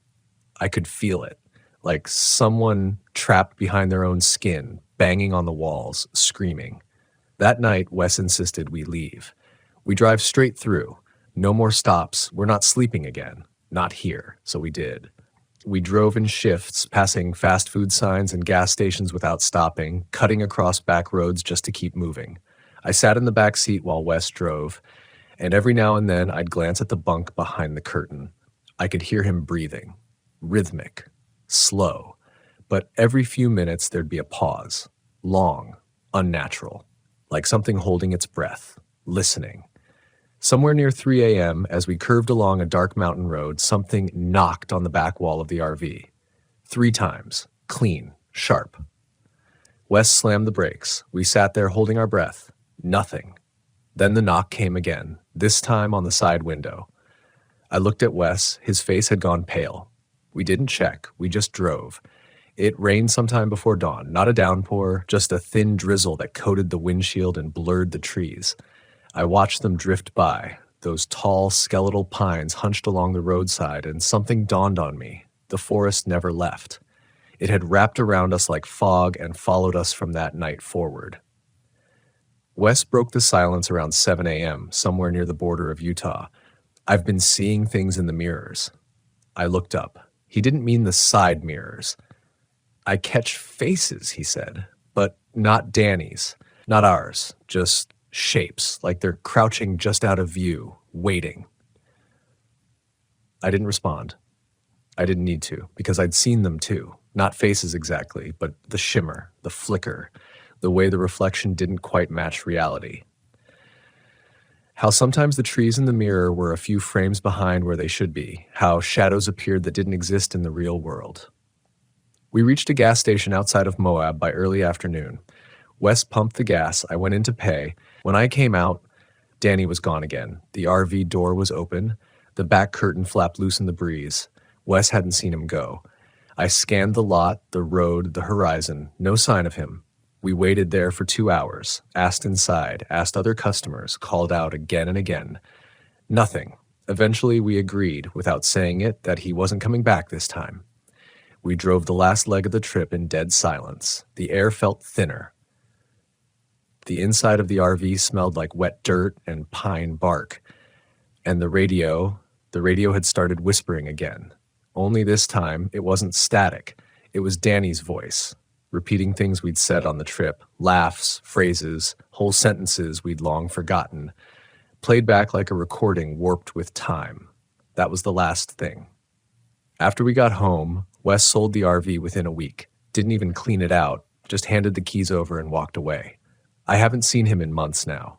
As for me, I can't sleep, because some nights I still hear the knocking on the walls, the windows inside my head, and sometimes I see the flickering light just beyond the trees, waiting. I wish I could say I've moved on. That time blurred the edges like it does with most pain. But this followed. It carved a place inside me, quiet and patient. It didn't need to scream. It just needed to be there. I moved out of the city after it happened. Couldn't handle the constant noise, the jolt of traffic, the artificial lights that never gave me real darkness. I thought maybe, just maybe, if I returned to somewhere natural, somewhere quiet, it might let me understand what happened, might help me feel human again. So I rented a small cabin out in Idaho, remote, no neighbors. Closest town 30 miles off. It had a wood stove, a screened porch, and one of those clawfoot tubs that never quite stops creaking. It should have felt peaceful, but it didn't. The first night there, I heard something outside. Not animals, not wind, not even footsteps. It was a presence. That feeling you get when someone stares at you in a crowd and you can't see them yet, but you know they're there, except I was alone. I stayed up all night that night, sitting on the porch with the lights off, trying to convince myself it was just nerves, that what happened in that forest was a one-time thing, a trauma event that rewired my brain, made me jumpy, made me see things. Then the dreams started. Danny, standing at the edge of my bed, not doing anything, not talking, just watching. Some nights, he looked like he used to, grinning, familiar, hoodie half-zipped and smelling like cedar. Other nights, it was wrong. Not just him, but the air around him. Still. Too still. Like even the dust in the room held its breath. The worst part, he never blinked. Every morning after those dreams, I'd wake up with pine needles in the sheets. Real ones. Damp. Stuck to my skin. I started recording myself while I slept. Just my phone. Nothing fancy. I didn't know what I expected. Sleepwalking, maybe. Talking in my sleep. Something. But on the third night of recording, I caught something else. At 3:12 a.m., the video goes static for exactly 2 seconds. When it clears, I'm still there in bed, but now the cabin door is open, wide, swinging slightly. I never heard it, never got up, just kept breathing steady. And then at the very edge of the frame, a shadow passes by. Not walking, gliding. Just a dark smear across the lower part of the video, right where the floor meets the wall. I replayed that clip so many times I memorized every creak, every flicker of light from the stove. I even called Wes, but he didn't answer. I didn't blame him. He had warned me. It's not him anymore. Maybe he knew back then. Maybe he saw what I refused to. That Danny didn't come back alone. He brought something with him, and now maybe I had too. A few days after that, I heard the voice again. Not in a dream. In the bathroom. I'd just gotten out of the shower, wiping steam off the mirror, and as I leaned in to shave, I heard it behind me. Low, scratchy, like a whisper spoken through dry leaves. You left him behind. I turned so fast I nearly fell. Nothing. The room was empty. But the door I always locked, wide open. I left the cabin the next morning, took only what I could carry, didn't even lock the place behind me. It felt like locking the door was a joke anyway. Like trying to seal a crack in your mind with duct tape. I drove straight to a motel outside Boise. Concrete walls, bright parking lot, no trees in sight. But it didn't help because when I turned on the TV, static. And underneath that static, beneath the hum, I heard footsteps, not on the screen. Inside the room, they circled once, twice, then stopped behind me. I didn't turn around. I couldn't. I just whispered, "Danny?"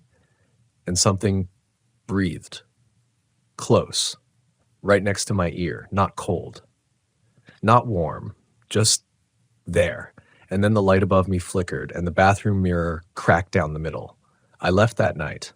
Again, I've been drifting since then. No fixed address. I sleep in the back of a rental van now. Ironic, I guess. I swore I'd never sleep in a vehicle again after the forest, but it feels safer somehow, mobile, untethered, like whatever's chasing me won't know where to find me if I don't stay in one place too long. Except, I think it always knows. It's not the forest anymore, it's me. I carry it.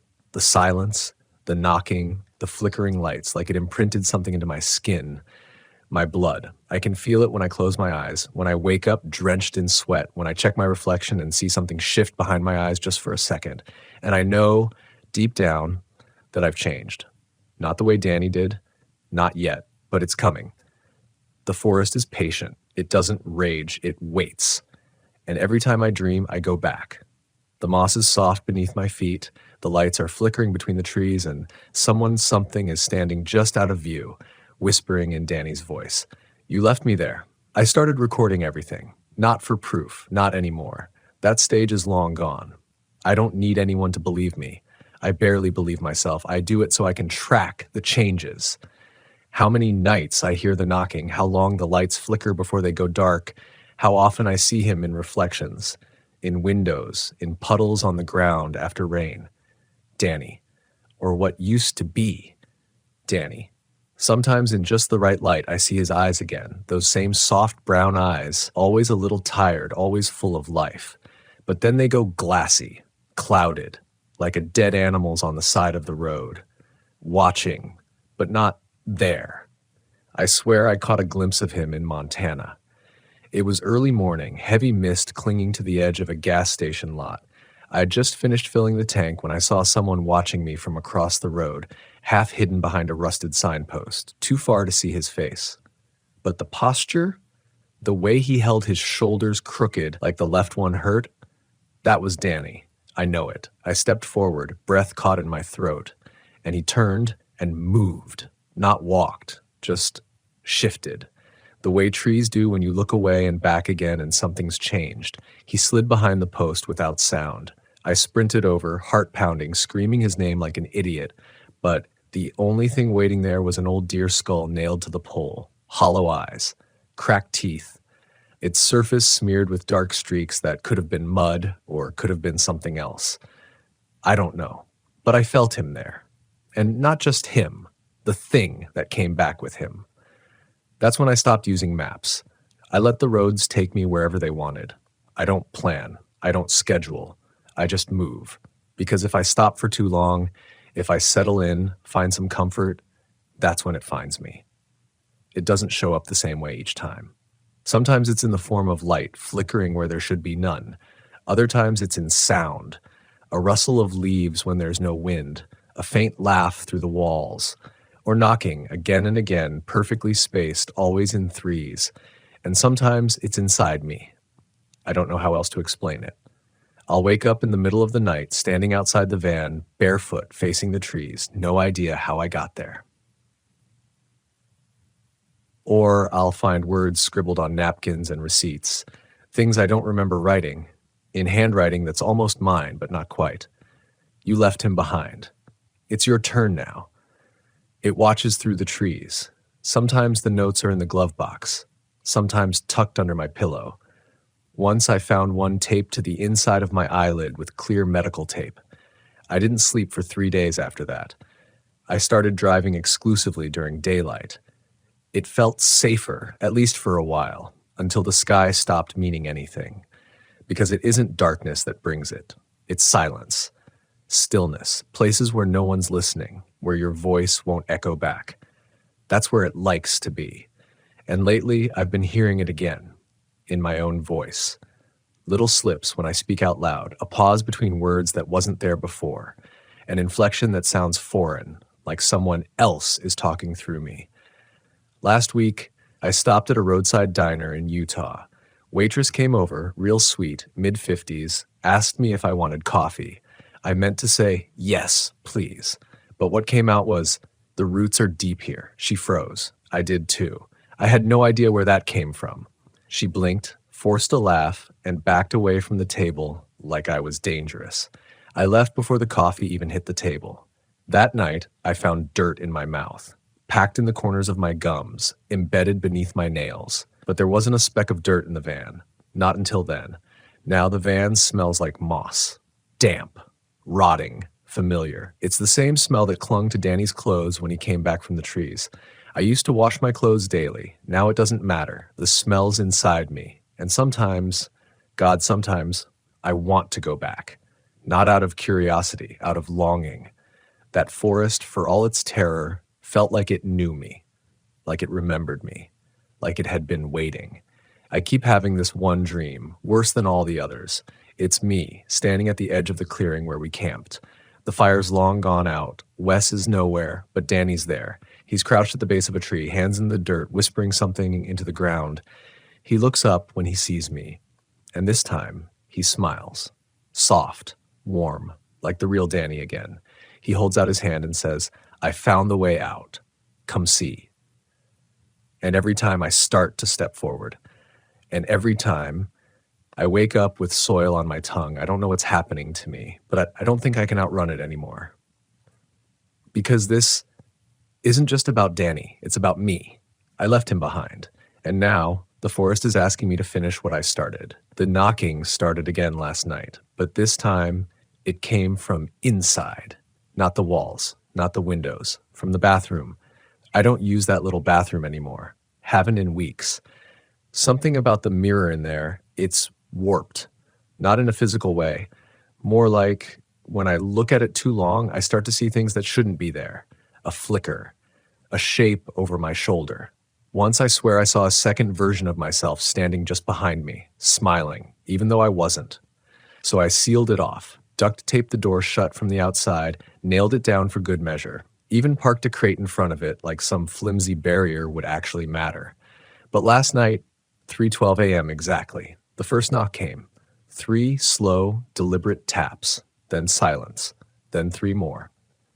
I sat up in bed, barely breathing. My flashlight was dead. Phone too. They'd been charged just a few hours earlier. I listened for movement, held my breath like it would help, but nothing followed. Just quiet. The kind of quiet that hums in your bones, that waits for you to speak so it can speak back. And then I heard my voice, muffled, from the bathroom. It said my name, just once. But it was me, exactly me. Same cadence, same rasp from too many nights of barely breathing. I didn't move. I couldn't. I laid there until sunrise. When I finally checked the bathroom, the tape was cut, cleanly, like someone had slid a razor through it from the inside. But the mirror? Still intact. Except now, when I angle my head just right, I can see something written across the glass. Not with marker or condensation. It's behind the glass. Trapped inside. 3 words. You were warned. I've started seeing flashes of that phrase in other places now. Gas station receipts, street signs, cloud formations. Maybe I'm losing my mind. But what scares me more is the idea that I'm not. I called Wes, finally. I hadn't heard from him since he ditched me back in town that day. No calls, no messages, no "you good" texts. I didn't blame him. He saw the look on Danny's face. He heard the voice that came from his mouth. He ran. I would have too.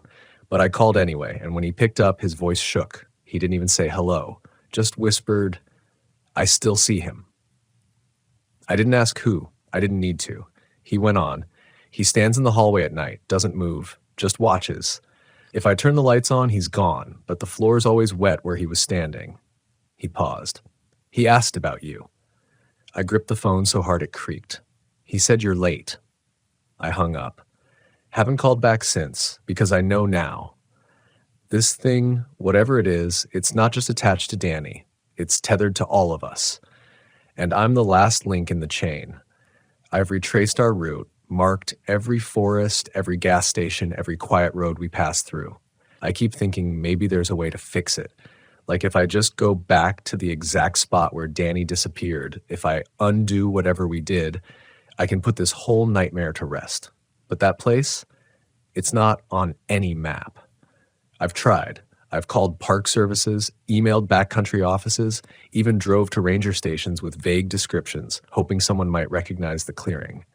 They never do. They tell me that area is not accessible, that it doesn't exist. But I was there. I saw the fire pit, felt the soil under my boots, watched the trees lean in like they were listening, and I saw the lights, that soft pulsing between branches, not lanterns, not flashlights, more like memories, living things, beckoning. I remember watching Danny walk toward them like he already knew the way. No hesitation, no fear. And when he came back, he wasn't alone. There's one moment I replay more than any other. The last night before everything fell apart. Danny was sitting by the fire. Wes was asleep. I'd just come back from the woods, heard something weird, maybe an owl, maybe not, and I found Danny talking to something, low, gentle, like a prayer. He didn't see me, but I saw him reach into the fire, not near it, into it, and he pulled something out. There was no burn, no pain, just this charred, dripping shape clutched in his hand like it was precious. I couldn't see what it was, but I remember the smell, pine sap and rot. When he noticed me, he smiled and said, "It gave me a gift." I wanted to ask what, but something in me knew not to. That moment, it branded itself into me. And now, every time I close my eyes, I see that shape again. Wet, black, pulsing like it's alive. And sometimes when I wake up, my hands are clenched into fists, fingernails digging into flesh, and there's sap on my palms, sweet, sticky, impossible to wash off. This morning, I woke up to find the RV door wide open. Not unlocked, open, swung out all the way like someone had left in a hurry or come in. The forest was thick with fog. I could barely see 5 feet past the steps, and everything smelled like wet leaves and iron. There were footprints in the dirt outside, not boot prints. Bare feet, smaller than mine too, like a kid's maybe. They circled the RV in tight loops, weaving in and out like whatever made them had been dancing. Or stalking. I stood there barefoot, staring at them, and the forest felt quiet, but not calm. The kind of quiet that feels like a held breath, like everything is watching, just waiting for you to take one wrong step. I should have packed up right then, driven away, burned the RV if I had to, but I didn't. Because the truth is, I don't know if it would matter anymore. The forest, whatever part of it came back with Danny, isn't bound by trees or soil or maps. It's in me now. In the wiring of this RV, in the flicker of the lights that still twitch when the wind blows wrong, in the way I can't tell if it's Thursday or Sunday. Something's leaking through. Last night, I tried burning the notebook. The one I've been writing all this in. The one I found sitting on the passenger seat the morning after Danny came back. I never bought it, never brought it, but it had my handwriting in it already. Pages filled with things I hadn't written yet. Conversations I hadn't had, places I hadn't gone, a whole entry describing how I'd try to burn the notebook and how it wouldn't work. I stood by the fire pit and dropped it in anyway, watched it catch, curl at the edges, go black, and then watched it reappear on the table inside the RV 5 minutes later. Same burn marks, same warped cover, still warm. I didn't touch it, didn't even look at it again. But when I finally worked up the nerve to pick it up this morning, the next page was already filled in my handwriting. Tonight he will return. Not Danny, it didn't say that. It just said, he, and underneath that, you will listen. You will follow. You will not speak. I tore that page out, but something inside me didn't want me to. My hands shook, my stomach turned, my ears rang so loud I could barely hear my own breath, like something deep didn't want the story disrupted. Like the act of disobeying was a kind of wound in the script. I crumpled the page, but I couldn't bring myself to throw it away. It's still in my pocket. Right now. Soft from sweat. I've been sitting here for hours, waiting for nightfall, watching the trees start to blur into shadows. I know what this is building toward. Some kind of end. Some kind of exchange. I can feel it in my teeth. In the buzzing behind my eyes, in the pull of the forest, like gravity's sideways now and everything's leaning toward the trees. Maybe this was the point all along. Maybe Danny wasn't taken. Maybe he offered himself. Maybe we all did in our own way. I keep remembering something he said before he vanished the first time. We were sitting in lawn chairs, fire low, the sky swallowed by stars, and he said, "What if the forest remembers us?" I laughed. I thought he meant something poetic, like how nature reclaims things, but now I think he meant it literally. It remembers our sense, our voices, our decisions, and it doesn't let go. The notebook's open again, new page, my handwriting. Only one line this time. Go outside. No explanation, no threat, just an instruction. Simple, final. The lights in the RV are dead again. I can feel the cold seeping in under the door. I don't think I'll come back once I leave, but I'm not sure I was ever supposed to.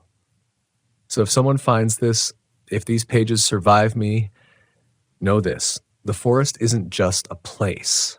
It's a choice, a mirror, a door, and some doors should never be opened, even when they're already inside you. Just stories. I don't know how long I've been driving. I woke up behind the wheel, engine humming, trees sliding past like shadows. My hand was numb on the steering wheel. Danny wasn't there. Neither was the road. The outline of the forest had changed, like it had rearranged itself when I wasn't looking. Or maybe it never stopped. I haven't seen a mile marker in hours. No signs, no trailheads, no RV parks, just endless dark timber pressing in on both sides like lungs inhaling. I feel something stirring behind me, something that wasn't in the RV when we started this trip. But when I look away, I swear it leans forward, lurking in the blind spots, quiet, waiting. There's a part of me that knows I should stop, but part of me can't, and part of me doesn't want to. Not the forest, not the madness. It's Danny. Whatever came back wearing his skin, whatever walked out of that tree line and stared through me, it never left. It's been riding with me ever since. He doesn't talk anymore, but I see him in the mirror sometimes, just for a second. Mouth slightly open, eyes like two pits of soil where nothing ever grew. He's waiting for me to stop, and I know if I do, if I pull this RV over, if I kill the engine, he'll move. Not fast, not loud, but with purpose. And I won't stop him, because part of me still thinks he's my friend, and part of me is just tired. So tired. I can't remember how this started anymore.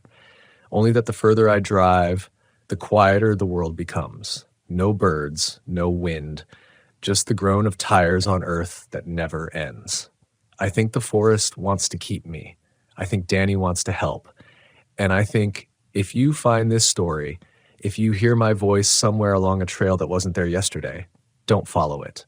Don't follow the lights. Don't listen to your name echoing where it shouldn't. Don't trust the one who returns, because I came back. But I'm not the same either. Story 4. It was after midnight when I first saw the shape, a silhouette against the soft red glow of our campfire's last flickering embers. At first, I thought it was a trick of the wind, smoke and shadow mixing in that eerie way campfire smoke sometimes dances just outside your line of focus. But when I blinked and it didn't disappear, when the form just stood there at the edge of the woods, unmoving, I felt the kind of cold you don't shake with a blanket or a heater. That kind of cold wraps around your spine, works its way up through your jaw, and settles deep in the chest. And it whispered something ancient and primal. You're not alone anymore. My name's Jeremy. I'm 36, born and raised in northern Arizona, but for the last 3 years, I've been living full-time in a 97 Volkswagen Eurovan, fully converted, lovingly maintained, and my home on wheels. I travel solo most of the time, chasing peace, wide skies, and what's left of the untouched spaces in this country. The isolation clears my head, especially after what I went through a few years ago. But that's not what this story's about. Not directly. This happened on the edge of Pisgah National Forest in North Carolina, early November. Cold enough to see your breath in the mornings, but not quite snow season. I'd been parked off a Forest Service road that looked like it hadn't seen fresh tire tracks in weeks. The trees were tall and tight there, the kind that form a roof over you when you walk underneath. I picked the spot because I needed silence. After weeks of noisy campgrounds, screaming kids, diesel trucks, generators, running all night, I was craving stillness. I got it at first. I hadn't seen a soul in over 2 days. No hikers, no other vans or tents, no sound except the occasional bird call or rustle of dry leaves. It was perfect. I set up camp near a flat clearing just above a dried creek bed. No cell service, which was normal out there. I had food, water, books, and a journal. I even hiked a little that morning, about 2 miles uphill to a ridge that overlooked the forest. I hadn't felt so at peace in a long time. That night, the first night, I heard the tapping. It started around 3 a.m., faint but rhythmic. I'd been asleep in the van, under my heavy sleeping bag, when something woke me. A soft tap, tap, tap on the sliding door. I froze. It wasn't the wind. It wasn't a branch. It was deliberate. I waited, breath held, listened. Tap, tap, tap. Then silence. I laid there for maybe half an hour, eyes wide open, waiting to hear it again, but it never came. Eventually, I convinced myself it must have been an acorn or a branch falling just right. Forest noises. Minds play tricks at night, especially in unfamiliar woods, but I still slept with the knife close that night, just in case. The next morning, I saw nothing. No footprints, no marks on the van, no signs of wildlife. I checked the whole area, even walked the perimeter twice. Still, I couldn't shake the unease. That quiet paranoia that starts like a whisper and grows louder the more you ignore it. I decided I'd give it one more night. If anything else felt off, I'd move. That second night, I made the fire a little bigger, sat closer to it, read by headlamp longer than usual. But the woods had gone strange on me. It's hard to explain. It's like they were holding their breath. The owls weren't calling anymore. No insects, no rustling in the leaves, just this thick, unnatural stillness that blanketed everything after dark. Then came the shape. It stood beyond the firelight, tall, thin, unmoving. I couldn't make out details, just the edges. At first I thought it was a tree, but the trees in that spot were all clustered together, and this was separate, singular. It didn't move like an animal. It didn't move at all. I stared for a long time. Minutes, maybe. The kind of long where you forget to breathe. Then it took one step forward. I dropped my mug, stood up too fast, and nearly fell backward into the fire pit. When I looked again, it was gone. I didn't sleep that night. Inside the van, I kept all the curtains drawn, every door locked, and my headlamp in my lap. I kept telling myself it was probably a deer. Maybe even another hiker, though I hadn't seen anyone for days. I didn't believe it, not really. Around 2:45 a.m., I heard the tapping again. But this time, it was on the back window. Then the side. Tap, tap, tap. Then silence. I didn't move, didn't even breathe. I just sat there, the knife in one hand, my other gripping the flashlight like a lifeline. The air in the van felt heavy, like the pressure had dropped suddenly, like the world had shifted sideways and left me behind. The tapping didn't come back. When the sun rose, I threw everything into the cabinets, didn't even make coffee.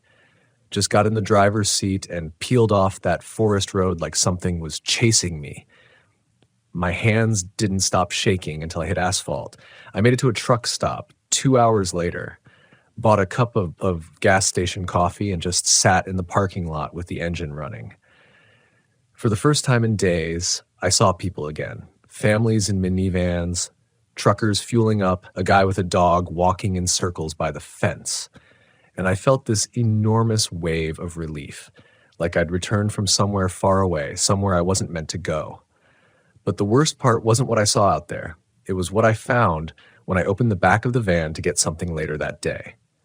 Right there, in the fine layer of condensation on the rear window, were 3 long streaks. Not handprints, not smudges. Streaks, like something had dragged fingers across the glass. Long, deliberate, and recent. I know I locked that door. I stood there staring at them, heart pounding, breath catching in my throat. The marks ran parallel, too high up for an animal, too smooth for anything accidental. And they were on the inside. I didn't sleep in the van that night. I booked a cheap motel and sat up watching the door until sunrise. Every creak of the building made my skin crawl. I kept checking the windows, the bathroom, the closet, but nothing came. Nothing followed. At least I thought nothing did, until I started hearing the tapping again, in places I shouldn't, hotel walls, gas station stalls, even once in the middle of a crowded coffee shop. I swear I heard it, soft and deliberate. Tap, tap, tap. I'm not telling you this to scare you off the road. If anything, I still believe RV life is one of the most freeing ways to see this country. But freedom doesn't mean safety. Isolation can invite beauty, and other things too. Things that wait. I learned that silence can hide more than noise ever will. So if you find yourself alone out there, parked where no one else dares to go, pay attention to the quiet. And if you hear tapping on the window after midnight, don't open the curtain. You might not like what's waiting on the other side. My brain refused to stop analyzing the moment. The slight flick of that curtain in the middle of nowhere. Maybe it had been the wind. Maybe the window was cracked open. Maybe some backdraft from the vent had pulled it gently inward. I tried to convince myself, tried to put logic into a moment that no longer felt governed by logic. But the air had gone heavy. Like the weight of silence wasn't just around me, it was in me. I grabbed my flashlight from the hook near the kitchenette. The beam flicked on with a slight hum, a narrow cone of light piercing the thick stillness. I stepped out again, this time quieter, slower, my boots landing softer on the gravel as I circled the empty RV. Every instinct told me not to go back near it, but I couldn't help it. It was like something was drawing me there, not curiosity, not bravery, just this awful compulsion to know. I stood before the RV's door again, flashlight shaking slightly in my hand. No sound, no movement, that weird chemical smell still faintly drifting from somewhere.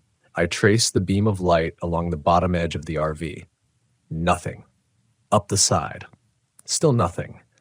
Then to the windows, one of the back shades I realized was missing entirely. I narrowed the beam, trying to peer inside. That's when I saw it. Just for a moment, I swear, something moved. Fast. Low to the floor, like a person ducking out of sight just as the light hit them. I stumbled backward, flashlight jerking out of alignment, heart pounding so hard I could feel it in my throat. I waited, holding my breath, the beam wavering toward that window again. But there was nothing now. Just the dull glow of my own reflection in the glass, my wide, startled eyes staring back at me. I backed away, nearly tripping on the uneven gravel. I made it to my van, slammed the door shut, locked every bolt. My breath clouded the windows. My pulse roared in my ears. Inside the safety of my VW, I told myself the same things again and again. It's just an old RV. Empty. Abandoned. But now the curtain hadn't just moved. Someone, or something, was inside. I climbed into bed with my headlamp on, pulled the covers up despite the warmth. I watched the RV through the windshield until my eyelids began to sag from the weight of exhaustion and fear. Eventually, sleep took over, but not peacefully. I dreamed of footsteps outside the van. Slow, careful, of the sound of someone breathing right outside the thin wall of metal that separated me from the night, of a hand pressing against the van's window, so pale the skin looked like paper, fingers splayed wide. When I woke the next morning, it was to the sound of birds. The sun had pushed away whatever tension clung to the trees. The clearing was bright again, the grass softening with dew. The RV sat still, lifeless as ever. But that back window, its missing curtain, now had something else in its place. A blanket. A dirty gray blanket had been pinned up like a makeshift curtain, crudely knotted at the corners. Someone had been inside. Was still inside. I wanted to leave. Every cell in my body screamed for it. But the other side of me, the part of me that grew up around my dad's firefighter instincts, the part of me that believed you didn't just walk away from a bad situation, wanted to check, to knock, to be sure someone wasn't trapped in there. Or worse. So I made a decision that still feels like a scar on my memory. I grabbed the crowbar I kept stowed under my rear seat. I told myself it was for protection, not for breaking in. I approached the RV, the sunlight doing little to comfort me this time. I walked slowly to the door, the gravel crunching under my feet, the only sound. I knocked. Once. Twice. Nothing. Hello, I called out, voice trembling. Anyone in there? I camped here last night, just making sure you're okay. Silence. I knocked again, louder this time. Still nothing. I reached down, hand hesitating above the rusted handle. Then, finally, I pressed it down and pulled. It opened. The door creaked wider with a slow groan, revealing the darkness inside.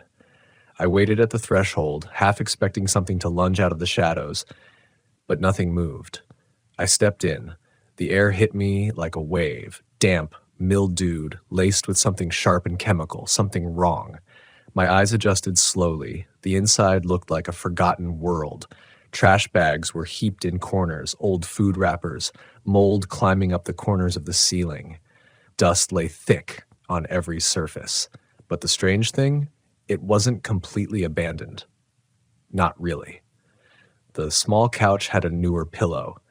The kitchenette had a single, relatively clean mug on the counter. There were mismatched shoes near the bathroom door. Someone had been here recently. Maybe they still were. I called out again, quieter this time. If you're in here, I'm not here to cause trouble. Just wanted to make sure you're okay. Still no answer. I should have turned around. I should have walked out right then and left that cursed thing behind. But instead, I moved toward the rear. Past the kitchenette. Past the collapsing dining bench. That's when I heard it. A low, rattling breath. Wet. Strained. From behind the closed bathroom door. My heart stopped. The sound was unmistakable. Someone was breathing in there. I backed away instinctively, bumping into the small table. It shifted, and something fell from beneath it. A notebook.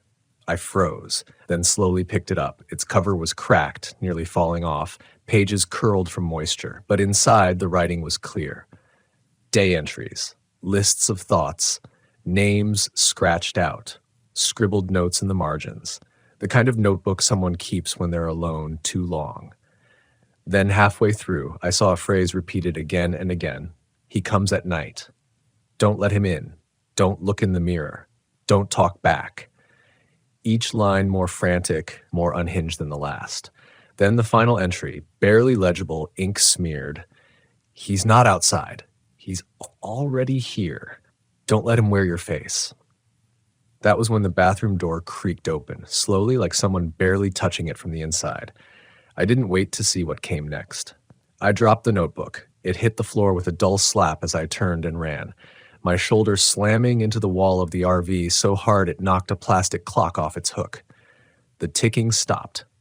The door, I nearly tore it off the hinges getting out.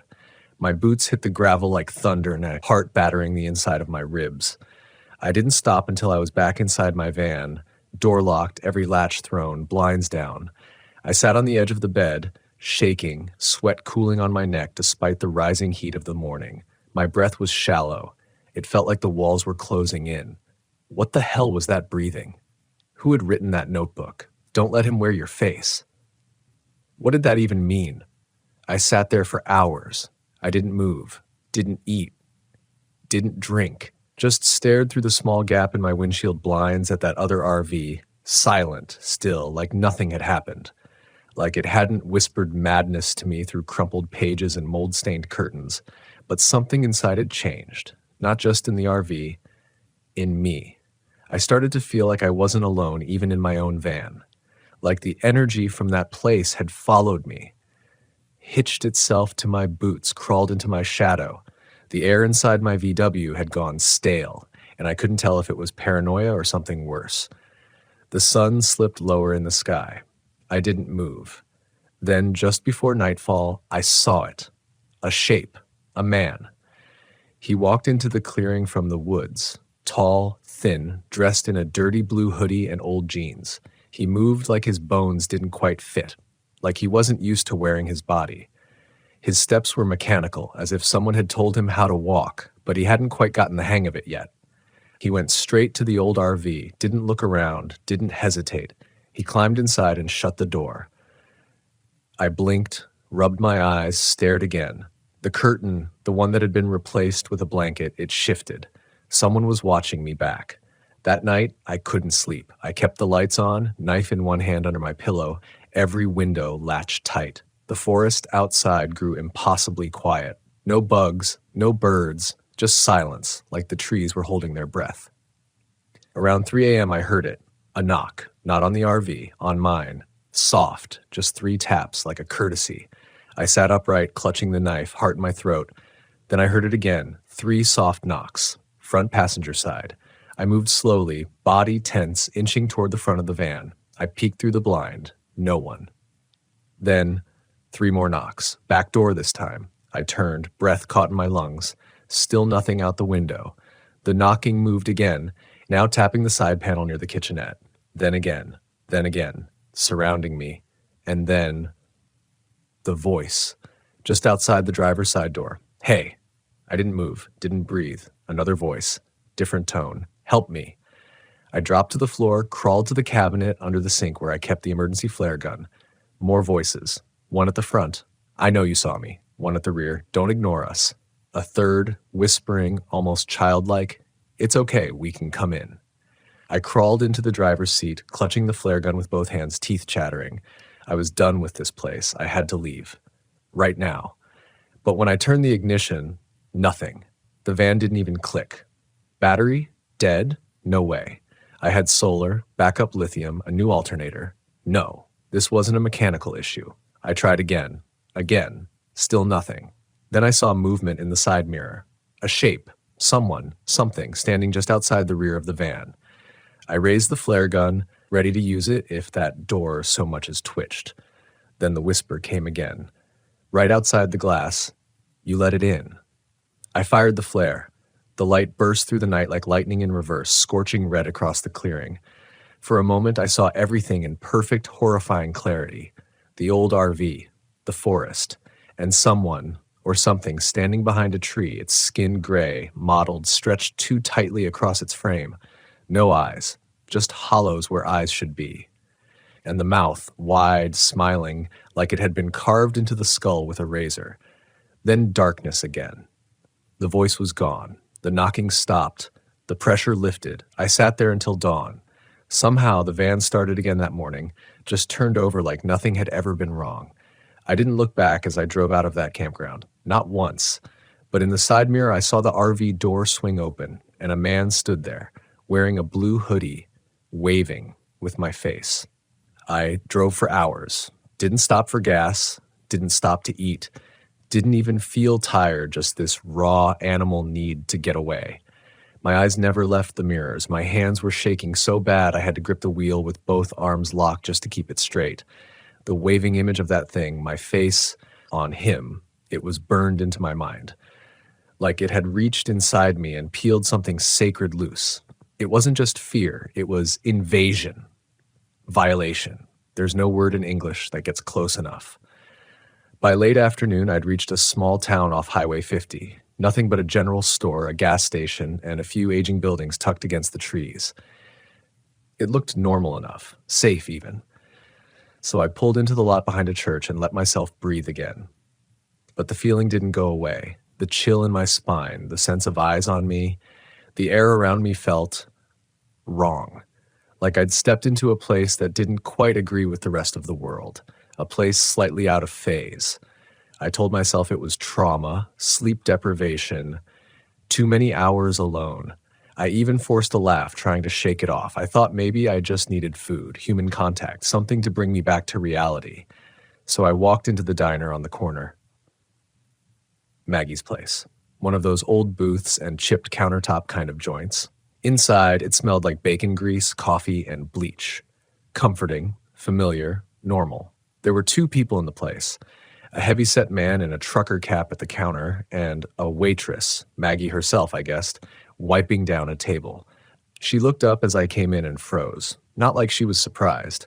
More like she recognized me, or thought she did. "You just passing through?" she asked, polite but flat. I nodded, sliding into the nearest booth. "Yeah, just needed a break from the road."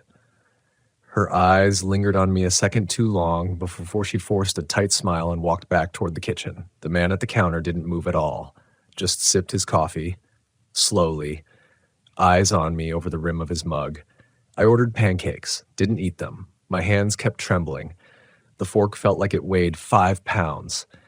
I tried to calm myself, breathing deep, grounding, the classic tricks, but they didn't help.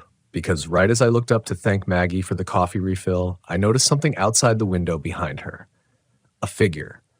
Blue hoodie. Standing across the street. Still. Facing the diner. Not moving. Maggie must have seen me go pale because she glanced over her shoulder, and when she turned back to me, all the blood had drained from her face.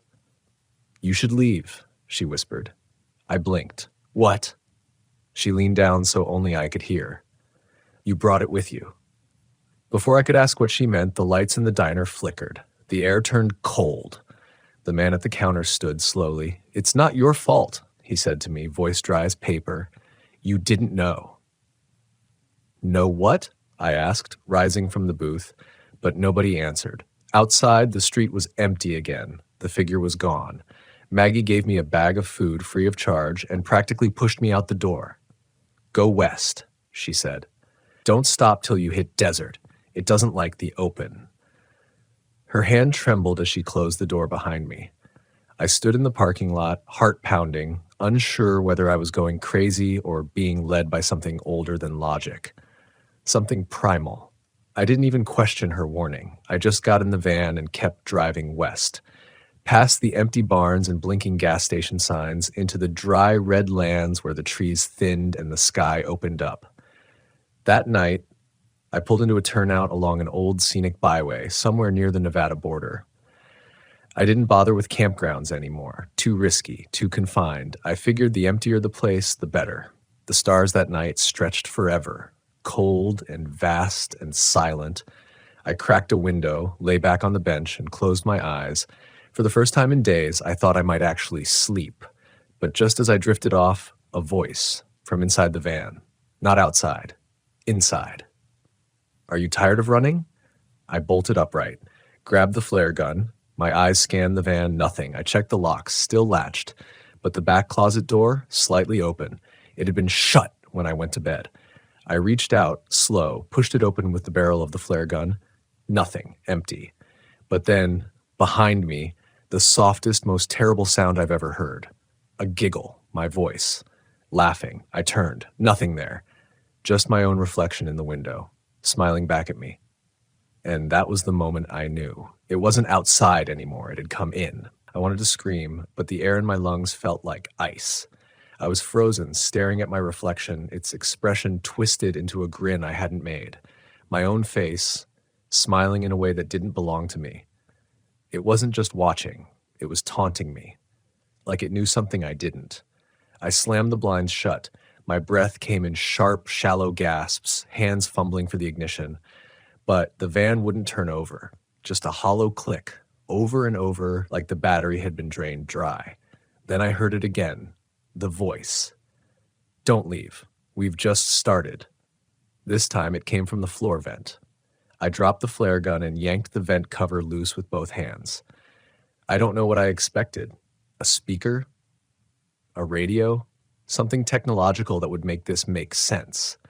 But there was nothing in there. Just dark, dusty ductwork and the faintest trace of warm air brushing up against my skin like something had breathed into it. I staggered outside, barefoot, not even thinking.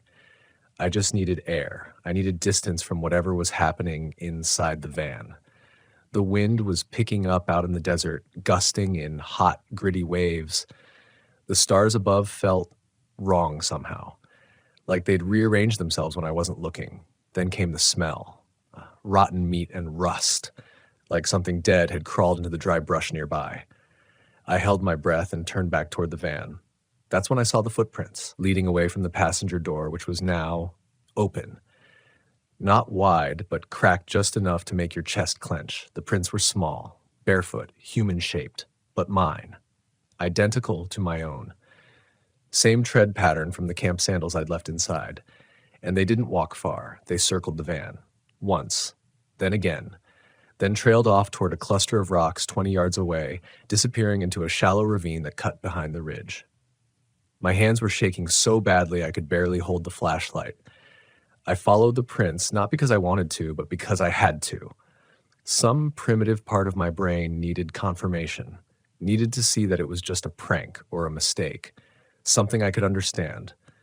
But the moment I stepped into that gully, I knew. The air was still, thick, listening. It was so silent I could hear the blood in my ears. The crunch of my own footsteps sounded too loud, like I was waking something that hadn't been disturbed in years.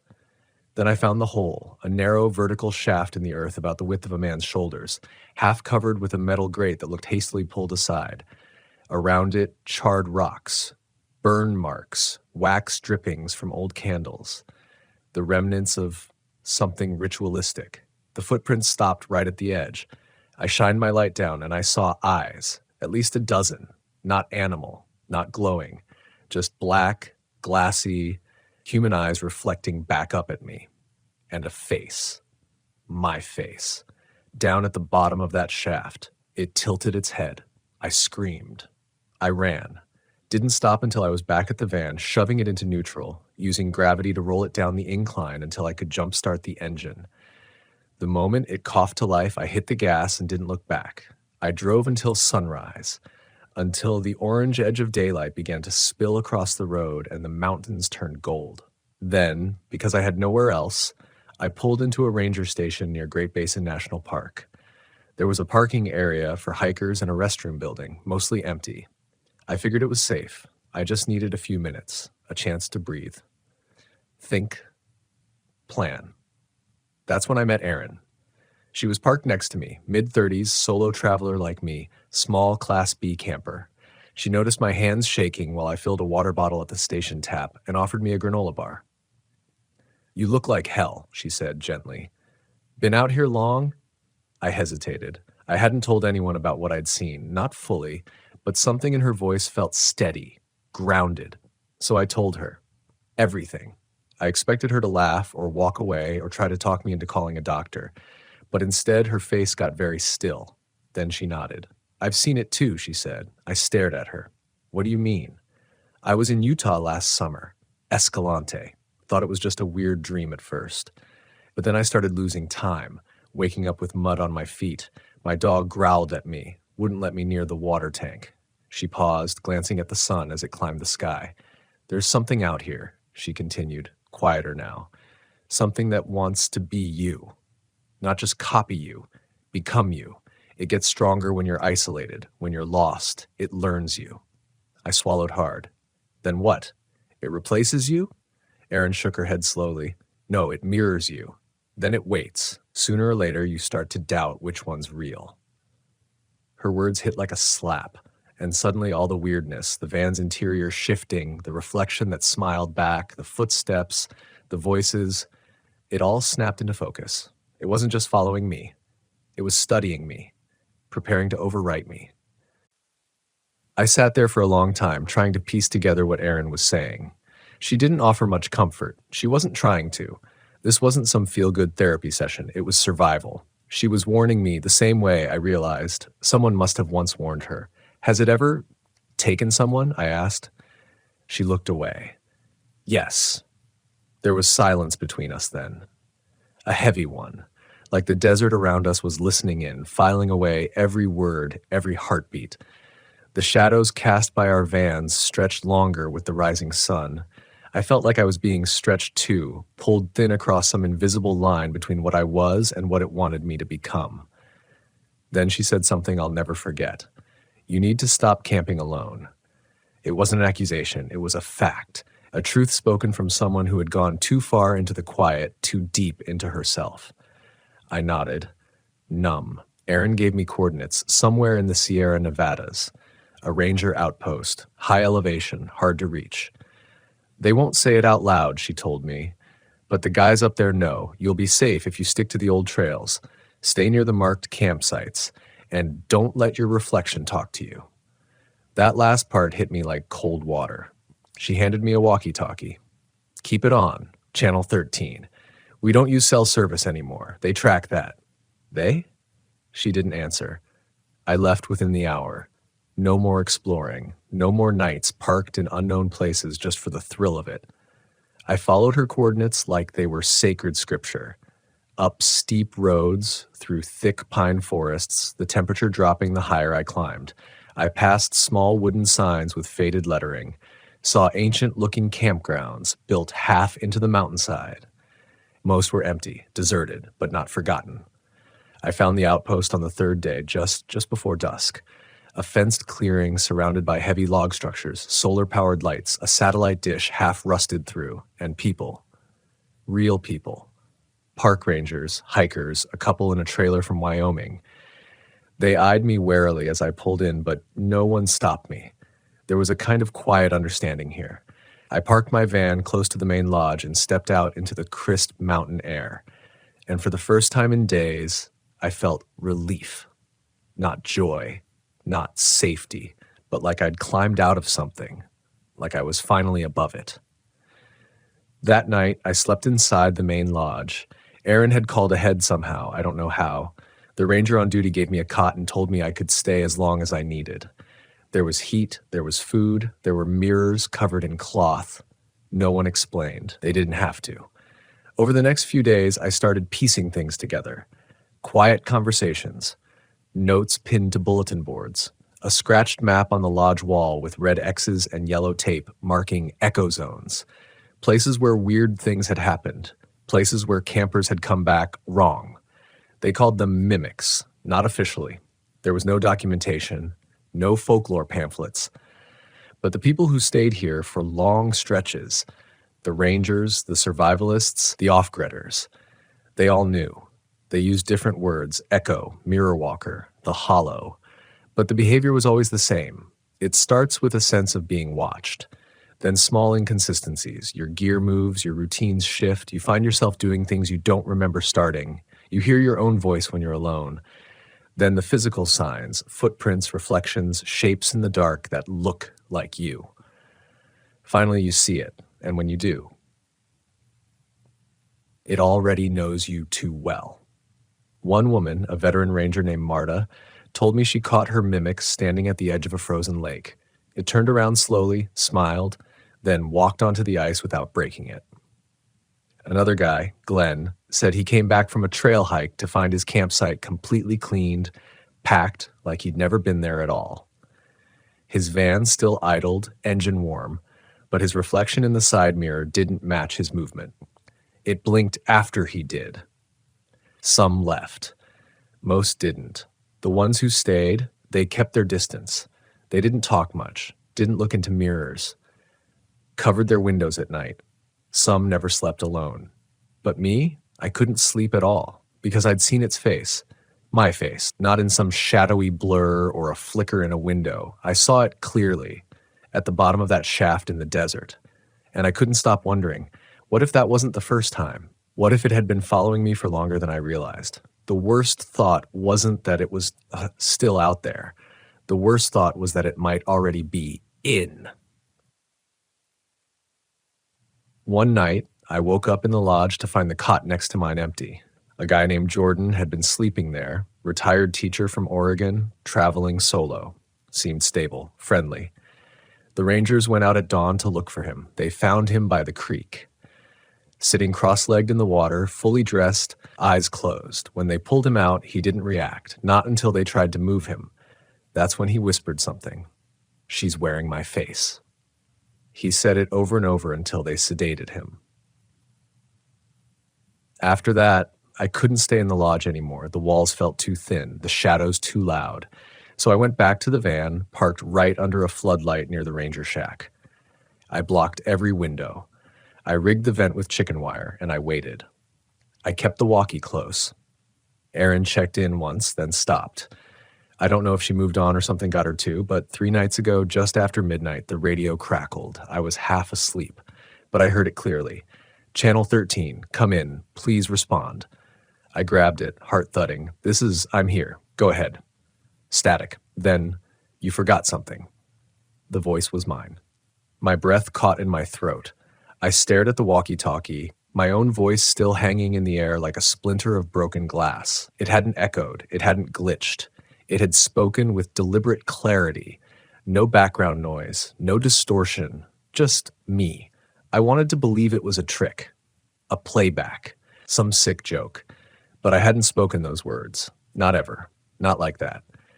"You forgot something." I didn't respond. For what felt like an hour, I sat frozen in the driver's seat of my van, every muscle in my body wound tight like barbed wire. I watched the beam of the floodlight outside stretch across the dirt lot like a lifeline. I didn't blink. I didn't move. Then the voice came again. We never finished our conversation. Same voice, same tone, calm, curious. My own voice filtered through something else. Something that didn't need to breathe between words. That didn't need to rush. It was mimicking not just my sound, but my rhythm, my hesitation, my very personality. I dropped the walkie-talkie like it burned me. It hit the floor of the van with a plastic crack and went silent. The silence after that was worse than the voice. I looked out the windshield, heart thudding. There was nothing there. No movement. No sign of anything approaching. But that didn't mean it wasn't close. The desert had taught me one thing. Absence didn't mean safety. Stillness didn't mean peace. I turned on every light in the van, pulled my jacket tighter around me, grabbed the small hunting knife I had kept duct taped under the passenger seat. My fingers were shaking, sweat slicking the grip. I didn't sleep that night. At sunrise, I went to the ranger lodge, asked about interference on walkie frequencies. They looked at me like they already knew. "You heard it, didn't you?" Marta asked. I nodded. She poured me coffee, black and burnt. Then she leaned in close. "It gets stronger when you're afraid. You can't let it in. That means don't answer back. Don't ask it questions. Don't mirror it." "Mirror it?" I asked, confused. She pointed at the covered mirror on the far wall. "Don't repeat what it says. Don't think it's thoughts. That's how it learns you. That's how it gets in deep." Her voice dropped to a whisper, and once it knows how you doubt yourself, it doesn't need a door. It just walks in. That was the moment it really clicked for me. This thing didn't need brute force. It didn't need to drag you into the woods or smash through your windows. It just had to convince you that it was already part of you. It just had to bend your reality, inch by inch, until you let it in willingly. And I had already started to crack. I'd second-guessed my own voice, my own memory. I'd wondered if I was sleepwalking, if I was imagining things, if I was sick, paranoid, or traumatized. But what if that's exactly what it wanted? What if that was the invitation? Later that afternoon, I went for a walk down a trail marked with blue paint. Supposedly one of the safer ones, not an echo zone. The wind up there whistled like breath through stone. The air smelled clean and dry. For a few minutes, I almost felt normal again. Then I saw footprints, 2 sets, one leading into the trees, one leading back. I followed them against every better instinct because they matched my boots. Not similar, identical. Even the worn-down left heel I hadn't gotten around to fixing. They led me to a clearing just a few hundred yards from the trailhead, flat, ringed by fallen pine trunks, a perfect circle of crushed leaves. In the middle, a shirt. My shirt! The same one I'd lost days ago in the desert. I picked it up with 2 fingers. It was damp, cold, but it was mine. The stitching under the collar, the faded ketchup stain I could never fully wash out. I backed away slowly, every nerve in my body screaming. I didn't run. I didn't shout. I just turned around and walked back the way I came, not looking behind me, not breathing too loud, because I suddenly understood something. It didn't want to kill me. It wanted to replace me. Back at the outpost, I packed up my gear, told the rangers I had family emergency back east. They didn't press, they just nodded.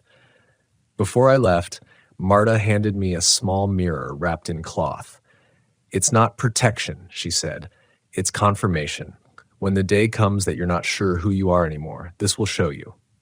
I drove east for 3 days, avoided campgrounds, slept in rest stops with security lights, never the same place twice. I threw out the walkie. I covered every reflective surface in the van. I blasted music while driving just so I wouldn't hear anything else. And still, every so often something slips through. A dream where I hear my own voice whispering in a tone I've never used. A moment when I look in the side mirror too long and my reflection seems just a half-second off. Or sometimes the radio flickers on. A voice says, "You forgot something." I don't answer. Not anymore. Weeks passed. Then, months. I tried to rebuild normal. I stopped RV camping for a while. Stayed in motels, cities, concrete places with bright lights and too much noise, places where my breath didn't echo back at me, where reflections behaved the way they should, but the silence still followed. The kind that wraps around you at 3 a.m. and whispers in your gut that something's wrong, even when there's no sound at all. That silence wasn't from the woods.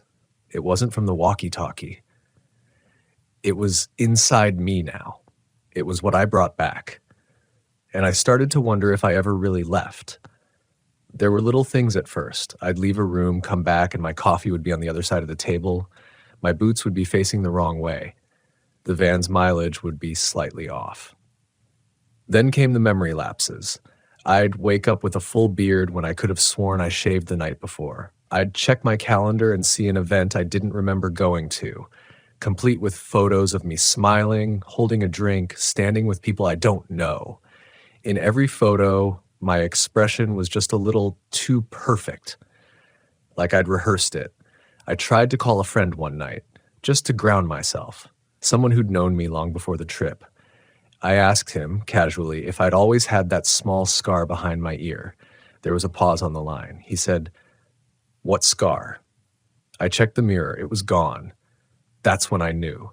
Whatever that thing was, it wasn't finished. It didn't want to kill me. It wanted to learn me. It wanted to be me. And in small ways, it already had. That night, I finally unwrapped the mirror Marta had given me. It was small, like a makeup compact, worn at the edges. Just glass, silver-backed, nothing mystical. But when I looked into it, I saw myself as I remembered. My real eyes, my real shape, my stillness. And behind me, in the reflection of the van's rear window, I saw a figure standing. Not moving, not breathing, just watching. It had my height, my build, but its smile didn't quite belong to me. It was a little too wide, a little too sure, like it had finally figured out the punchline to a joke I hadn't heard yet. I didn't turn around. I didn't speak. I just closed the mirror and whispered, "Not yet." And the figure behind me, it nodded. I stayed awake all night, gripping that mirror in my fist like it was the last piece of myself I could hold on to, like if I let it go, the rest of me might follow. And maybe that's the lesson I didn't want to learn, but had to. There are places in this country, on the fringes of civilization, where things watch, where they wait. They don't need to hunt you with claws or drag you into the dark. They just need time. Time to learn you, to match your breath, to memorize your gait, your voice, your doubts. They don't need to chase you. You'll bring them home. People think RV camping is all about freedom, solitude, escaping the noise, but solitude doesn't mean safety. It means exposure. And in the wrong place, at the wrong time, with the wrong silence pressing in, freedom becomes invitation. So now, wherever I go, I take that mirror, because I know it's still out there. The version of me that never left that place. The version of me that watched from the woods and whispered back my own thoughts before I even had them. It's patient, it's kind, it's convincing. And one day, I won't know the difference anymore. Maybe one day I'll answer the voice. Maybe one day I already did. But until then, I drive. I watch the roads behind me. I listen to the hum of my tires and the rhythm of my breath, and I never, never camp alone. Story 5. I used to think the forest was quiet. That kind of lie settles into you slowly, like warmth from a fire you didn't light. You believe it until something breathes just outside the glow. We were just trying to disconnect. That was the whole point. No signal, no noise, no pressure to be anything but still. That's what I told myself when we turned off the main highway, climbing into the folds of the Sierra Nevada. I'd rented the Westphalia for a week, a little green and white 1987 Volkswagen pop-top, newly rebuilt, freshly tuned, and humming like a machine with stories it wasn't ready to tell. I wasn't alone. There were 3 of us, me, my girlfriend Tasha, and her younger brother Kai. I was 32, tired of tech jobs and city clamor, and I'd never done anything like this before. Tasha, 29, had been camping since she was a kid, the kind of woman who could name every tree and knew how to build a fire even when the wood fought back. Kai was 21 and stubborn. He came with us because he needed space. Space from a bad breakup, from college stress, from his own head, I think. We weren't chasing thrills. We were chasing silence. A break. We got more than that. It started the second night. We'd parked the VW just off Tioga Road, down a dirt trail past Tenaya Lake, legal enough not to feel reckless, but far enough from other campers to feel like we had the whole mountain to ourselves. The spot was perfect. Pine-shaded, cool, with a view of granite cliffs that lit up like coals at sunset. We spent the evening doing the things people post on Instagram, roasting marshmallows, laughing at dumb inside jokes, talking about nothing in particular. It felt normal, real. But that night, when the fire died down and the air turned brittle, I noticed something strange. The silence had changed. Not gone, just wrong. There's a kind of hush the woods get when a predator is nearby.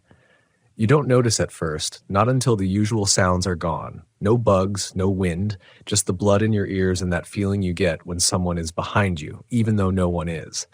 Tasha noticed too. She was stirring the embers with a stick and her hands slowed. Her eyes went up toward the trees. "You hear that?" she whispered. I nodded. Kai didn't. He was inside the van already, half asleep with earbuds in. She stood, just stood. I saw the way her shoulders stiffened. "What is it?" I asked. She didn't answer. Not directly, just said, "It's watching again." Again? I wanted to ask what she meant, but the look on her face shut me down. Her mouth was tight, her eyes scanning the tree line like something might blink back. She'd grown up in northern Idaho. She knew what silence meant. "Let's get inside," she said. And I didn't argue. I didn't sleep well. The Westie's pop-top canvas rippled with every breeze, creaking like old bone. I lay awake listening to the woods not breathe. That's what it felt like, that something out there was holding its breath and waiting. At some point, I did fall asleep, because when I opened my eyes, it was morning. Tasha was already outside, boiling water for coffee. Her face looked pale, drained, but she smiled when she saw me. "Did you sleep?" I asked. "Enough," she said, lying. Kai stumbled out 10 minutes later, groggy and sunburned. "Yo, did you hear that last night?" I froze. "Hear what?" "Scraping or something. I thought it was a branch at first, but it was like slow, right on the van." He pointed to the rear panel by the passenger window. I walked over. There were scratches on the paint, 4 long ones. Not deep, but deliberate, not random. They curved slightly, like fingers. "You do this?" I asked. Kai frowned. "What? No, why would I?" Tasha didn't speak, but her eyes were burning into the trees again. I followed her gaze. Nothing moved. Not a bird, not a leaf. The air felt thick. "We should go," she said. We didn't argue. We packed in record time, pulled onto the gravel, and bounced our way back to the main road. I tried to shake it off. Maybe it was a bear. Maybe we imagined the tension. Maybe we were city people freaking out about normal forest things. But when we stopped at a trailhead bathroom 20 minutes later, Tasha pulled me aside. "I didn't want to scare you last night," she said, "but I saw something." I looked at her, waiting, in the trees, just standing there. "What did it look like?" She shook her head. Too far to see clearly, just a shape, tall, still. But it felt like it knew I could see it, like it wanted me to. A chill ran up my arms. "Why didn't you say anything?" "Because we were already scared," she said, "and because it didn't move." There was no trail camera, no proof. Just the echo of that stillness. Just the way our instincts screamed, even when our minds tried to rationalize. Still, we told ourselves we were overreacting. We convinced ourselves to keep going, south this time, deeper into the park. We figured it was a fluke, a strange animal, nothing more. That night, we camped near Wawona, a little-known area near the southern edge of Yosemite. It was more developed, more popular, but still thick with towering trees and shadowed ravines. The kind of place that feels ancient. We weren't alone this time. There were other vans, tents, fires in the distance. But somehow that made it worse. The sounds of other people laughing, clinking bottles, playing music.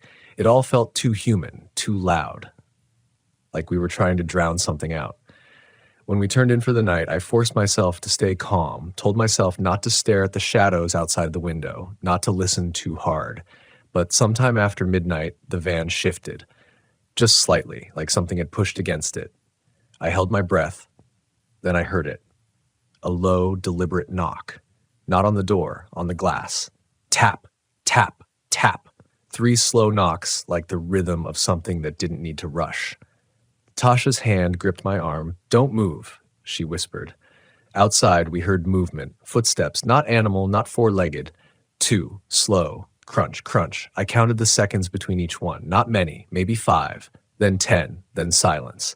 I reached for the flashlight, but Tasha stopped me. "Wait." she mouthed. We waited. We didn't breathe.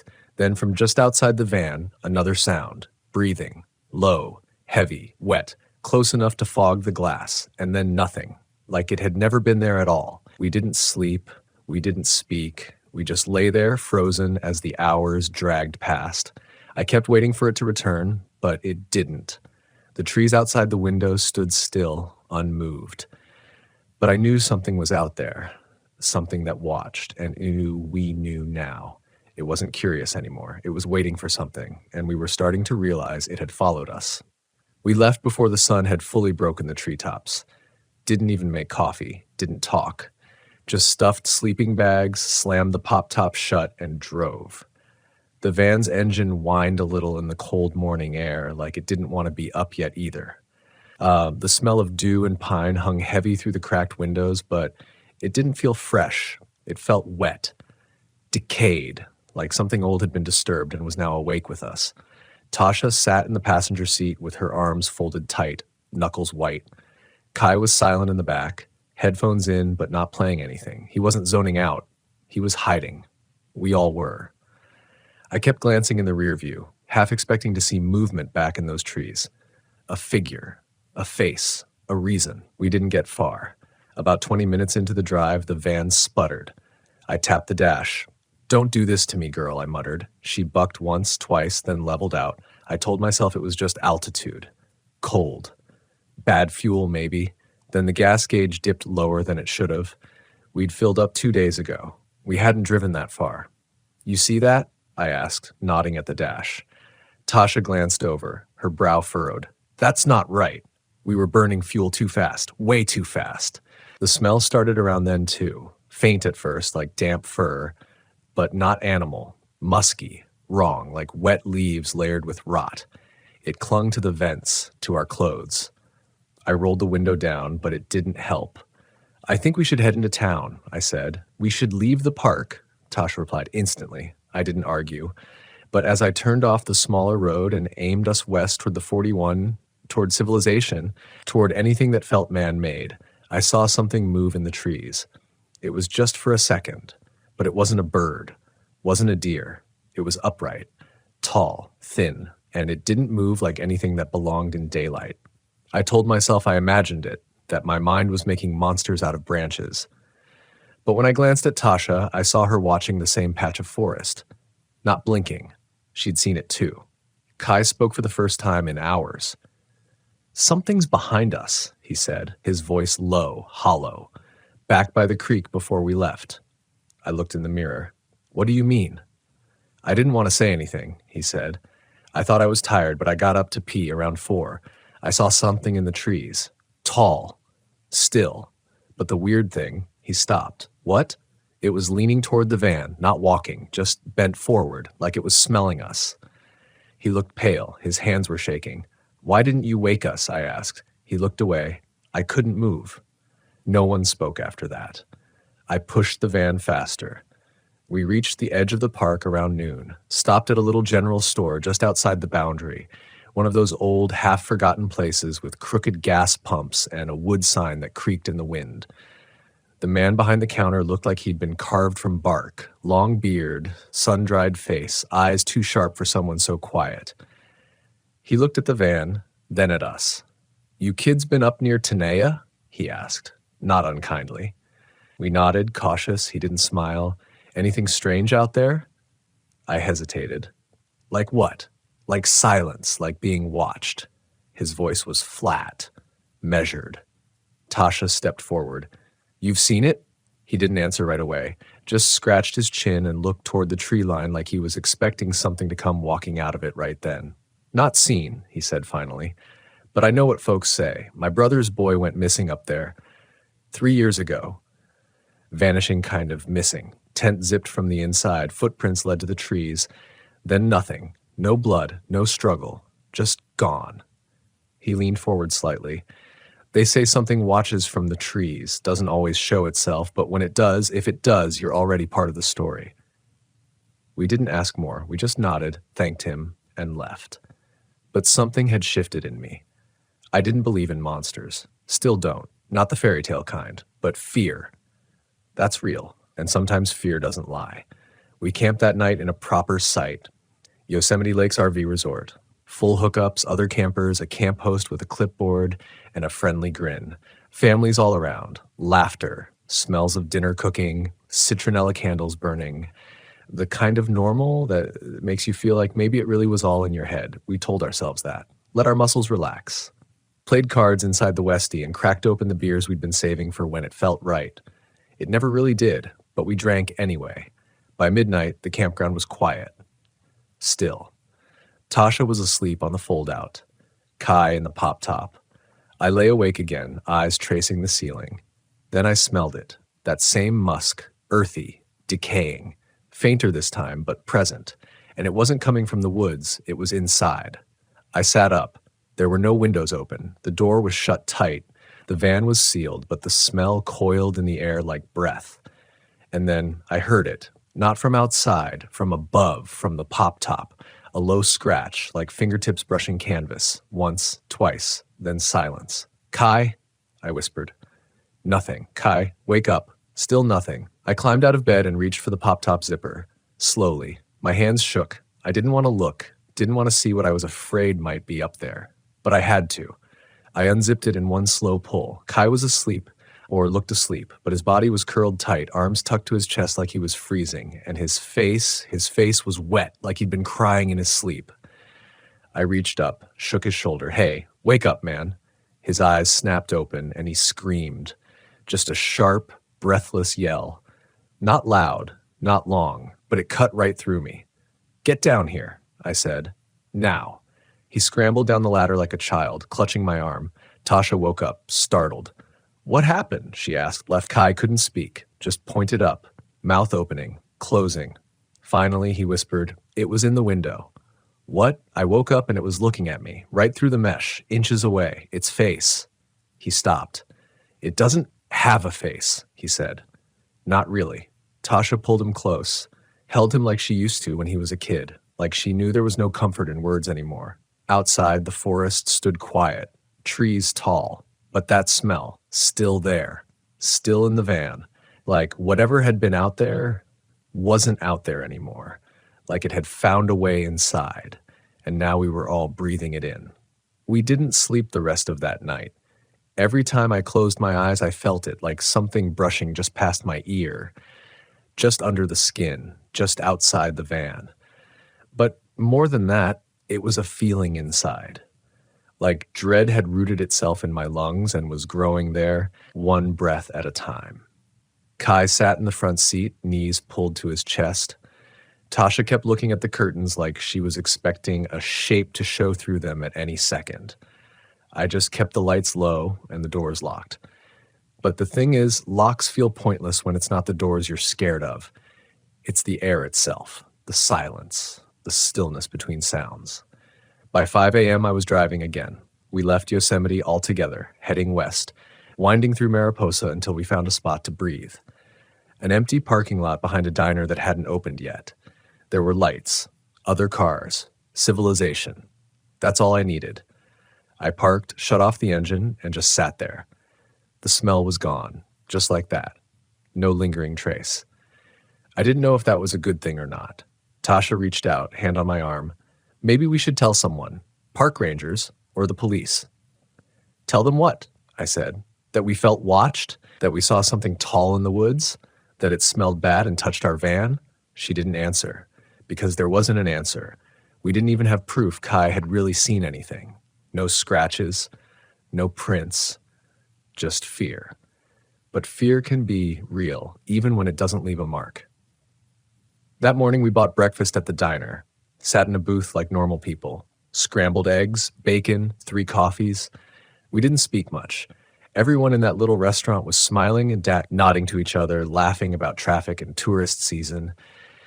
It felt like a different world, like we just returned from a place that doesn't exist on paper, a place you can't find on a park map, only in memory. And even that feels like it's fading. Tasha left early. She drove her aftermare. She drove her car back to the Bay Area, said she was okay, but I could tell the trees were still in her head. She didn't even look at the mountains as she pulled away. Kai stayed with me, He always liked road trips, and maybe he didn't want to be alone yet. We took Route 49 south, figuring we'd loop around into the Sierras from another direction. Maybe a little more desert, fewer trees, fewer memories. The Westie rattled over the hills like it was trying to shake something loose. We didn't talk about what had happened, but I knew we were both thinking about it, because we drove past 3 perfectly fine campsites that night, and we didn't stop. Eventually, we ended up on Bureau of Land Management land, somewhere near Mono Lake. It was barren out there, sparse trees, nothing tall enough to hide behind, just scrub, dirt, rock, and sky. And at that point, that's all I wanted. We parked by a dusty little ridge. Kai set up a fire pit. We cooked instant ramen on the camp stove. I took comfort in how normal it all felt. I thought maybe we'd finally put distance between us and whatever had followed us from Yosemite. But something still felt hollow, like a bell that had been rung too hard, like something inside me had been cracked and hadn't healed right. That night, the wind came in loud. Gusts kicked up dirt and sent it whistling against the van's panels. I fell asleep to the sound of grit scraping the windows. And that's when I had the dream. Except it didn't feel like a dream. In it, I was standing in that exact spot, outside the van, barefoot on the cold dirt. The stars above were wrong, tilted, closer. I could feel their weight pressing down on me like they were watching too. Then I turned around, and the trees were back. Not real trees. Not like before. These were impossible trees, too tall, moving in ways wood shouldn't move, twisting like ribs, and inside those trees were eyes, not glowing, not monstrous, human. Staring out, unblinking, hundreds of them, and I couldn't move. My legs were roots, my voice was stone. All I could do was stand there while the forest looked back at me with my own fear reflected in its gaze. I woke up sweating. The inside of the van felt too small, too tight. Kai was still asleep, breathing steady. I opened the sliding door for air. Just a little crack. A single set of footprints, human, barefoot, leading away from the van into the dirt. I didn't remember walking, didn't remember opening the door, but the prints were mine. I knew the shape of my own heel, the toe where I'd once broken it as a kid. I followed them about 10 feet before they stopped, just ended. No turn, no return, just gone. And the weirdest part? There were no prints leading to the van, only from. Like I had been standing out there, like something had put me back. I went back inside, locked the doors, shut every curtain, sat there with a knife in one hand and my other gripping the edge of the bench seat like I was going to fall off the earth. By morning, the prints were gone. Wind had wiped them away. Or maybe they'd never been there at all.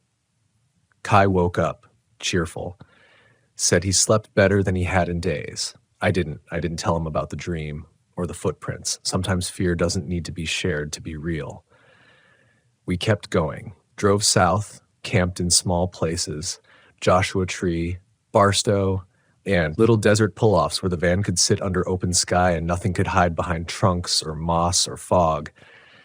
But even in the desert, I'd wake up some nights to that smell, just for a moment. A phantom whiff of wet leaves and rot, then gone. And sometimes, just as I was drifting off, I'd feel the canvas top of the Westie shift, like something brushing against it from the outside. Something tall. I don't know what followed us from Yosemite, or if it's still following, but here's what I know. It doesn't live in the trees. It is the trees. The stillness, the silence that swells too loud. It's the part of nature that isn't made for people, that doesn't want to be seen, that watches not out of curiosity, but patience.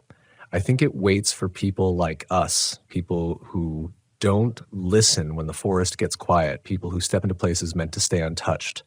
And once it sees you, you can't unbe seen. A month passed. We didn't talk about Yosemite anymore, not even as a joke, not even with the lights on.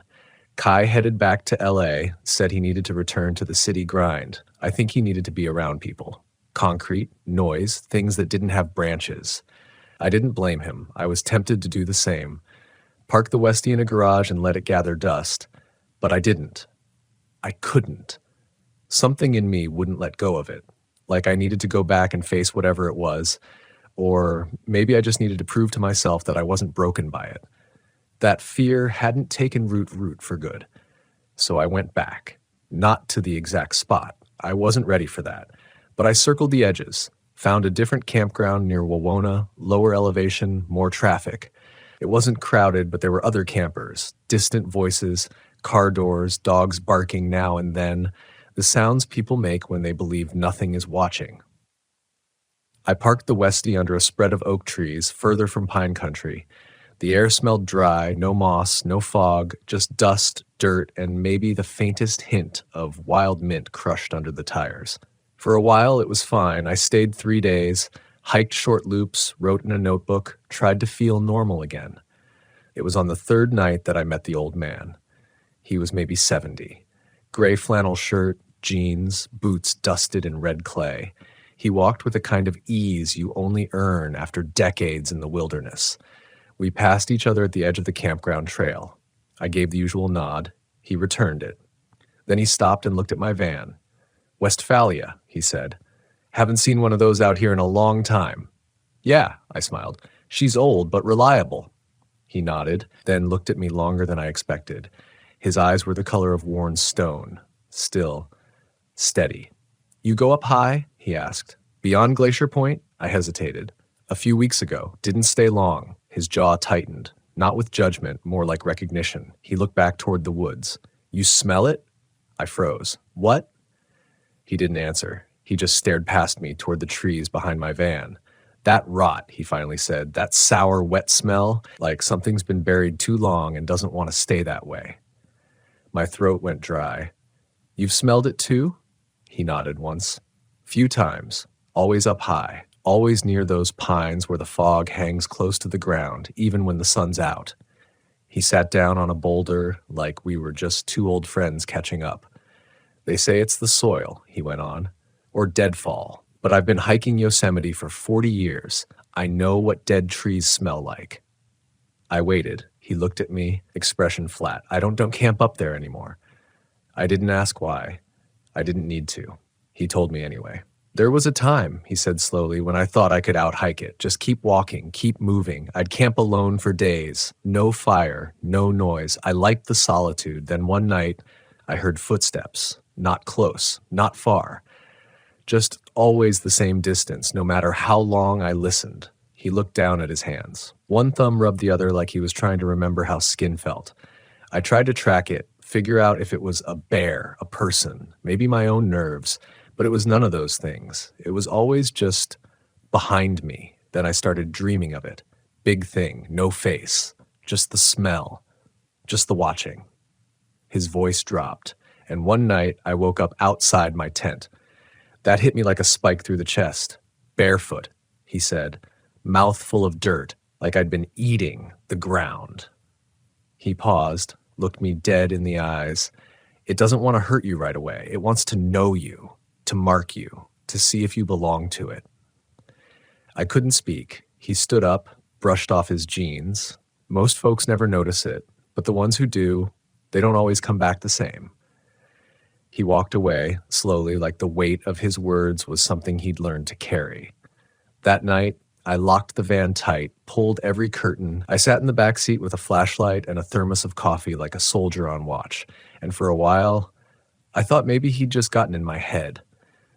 That maybe fear makes people see things in others, mirrors we don't want to admit we're staring into. But then the wind picked up, soft at first, barely rustling the canvas top, and with it came the smell. Not strong, not all at once, but layered, like it was coming in waves from a mile away. Rot. Wet wood. Stale breath. I opened the curtain just a sliver. The woods were darker than they should have been, like the trees had swallowed the moonlight. And in that dark, I saw something move. Not fast, not loud, just a shift, a tall shadow among others. And then it turned. It didn't step closer, didn't wave, didn't growl. It just turned, like it knew exactly where I was, and stood still, watching. I slammed the curtain shut, and I knew, in that moment, that old man hadn't been warning me. He'd been passing the torch. Because once you see it, really see it, it never lets you go. It waits, even when you're hundreds of miles away, even when you're back in your own bed, doors locked, lights on, surrounded by the hum of streetlights and TVs and normalcy. It's waiting, not to attack, not to kill, but to invite, to pull something out of you. The curious part, the reckless part, the part that thinks it can outwalk the dark, and it waits until that part wins. I didn't sleep that night. Even after the shadow vanished, if it ever really had shape to begin with, I couldn't close my eyes. Every sound the van made seemed louder. The creak of old paneling, the faint tick of the engine cooling, the thrum of my own heart echoing off metal and glass.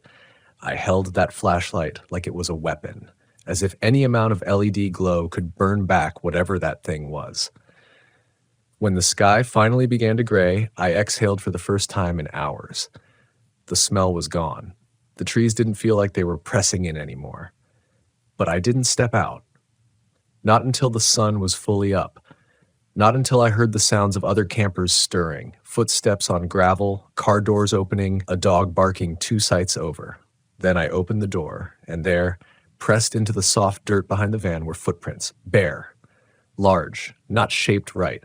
The toes were too long, the arch too shallow, almost flat.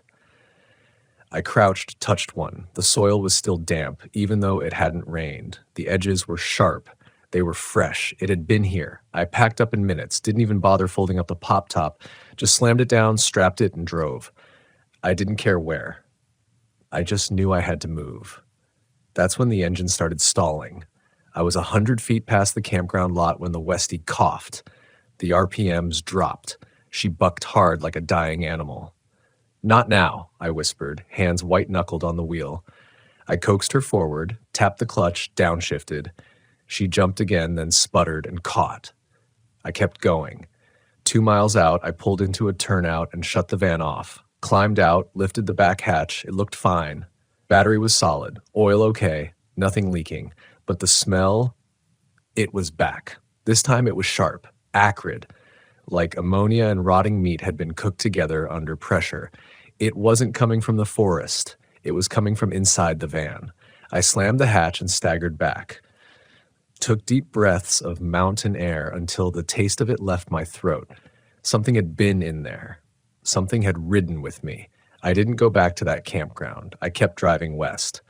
Found a cheap motel near Oakhurst and slept under fluorescent lights with the curtains open and the TV on low. And when I woke up the next morning, there were pine needles on my pillow.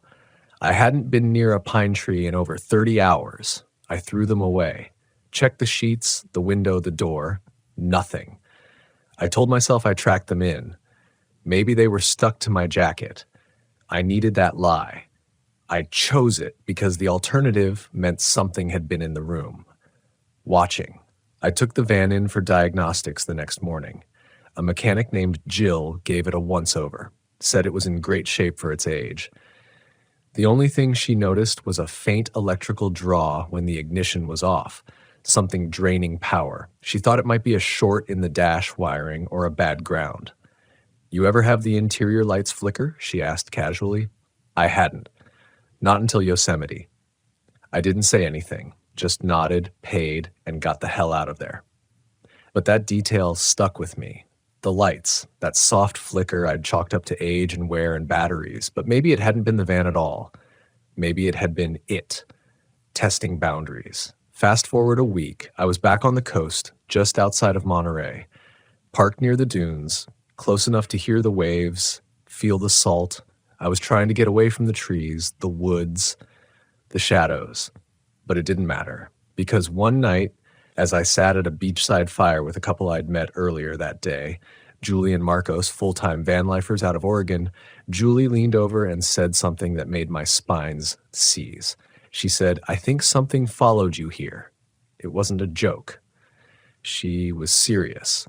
I looked at her. Her face was pale, lips tight. She wasn't playing around. "What do you mean?" "I couldn't sleep last night," she whispered. "I kept hearing something walk around your van, slow, crunching sand, then stop." Marcos chimed in, quieter. "I thought I saw something crouched by your tire when I stepped out to pee around 3, big, like a person, but wrong."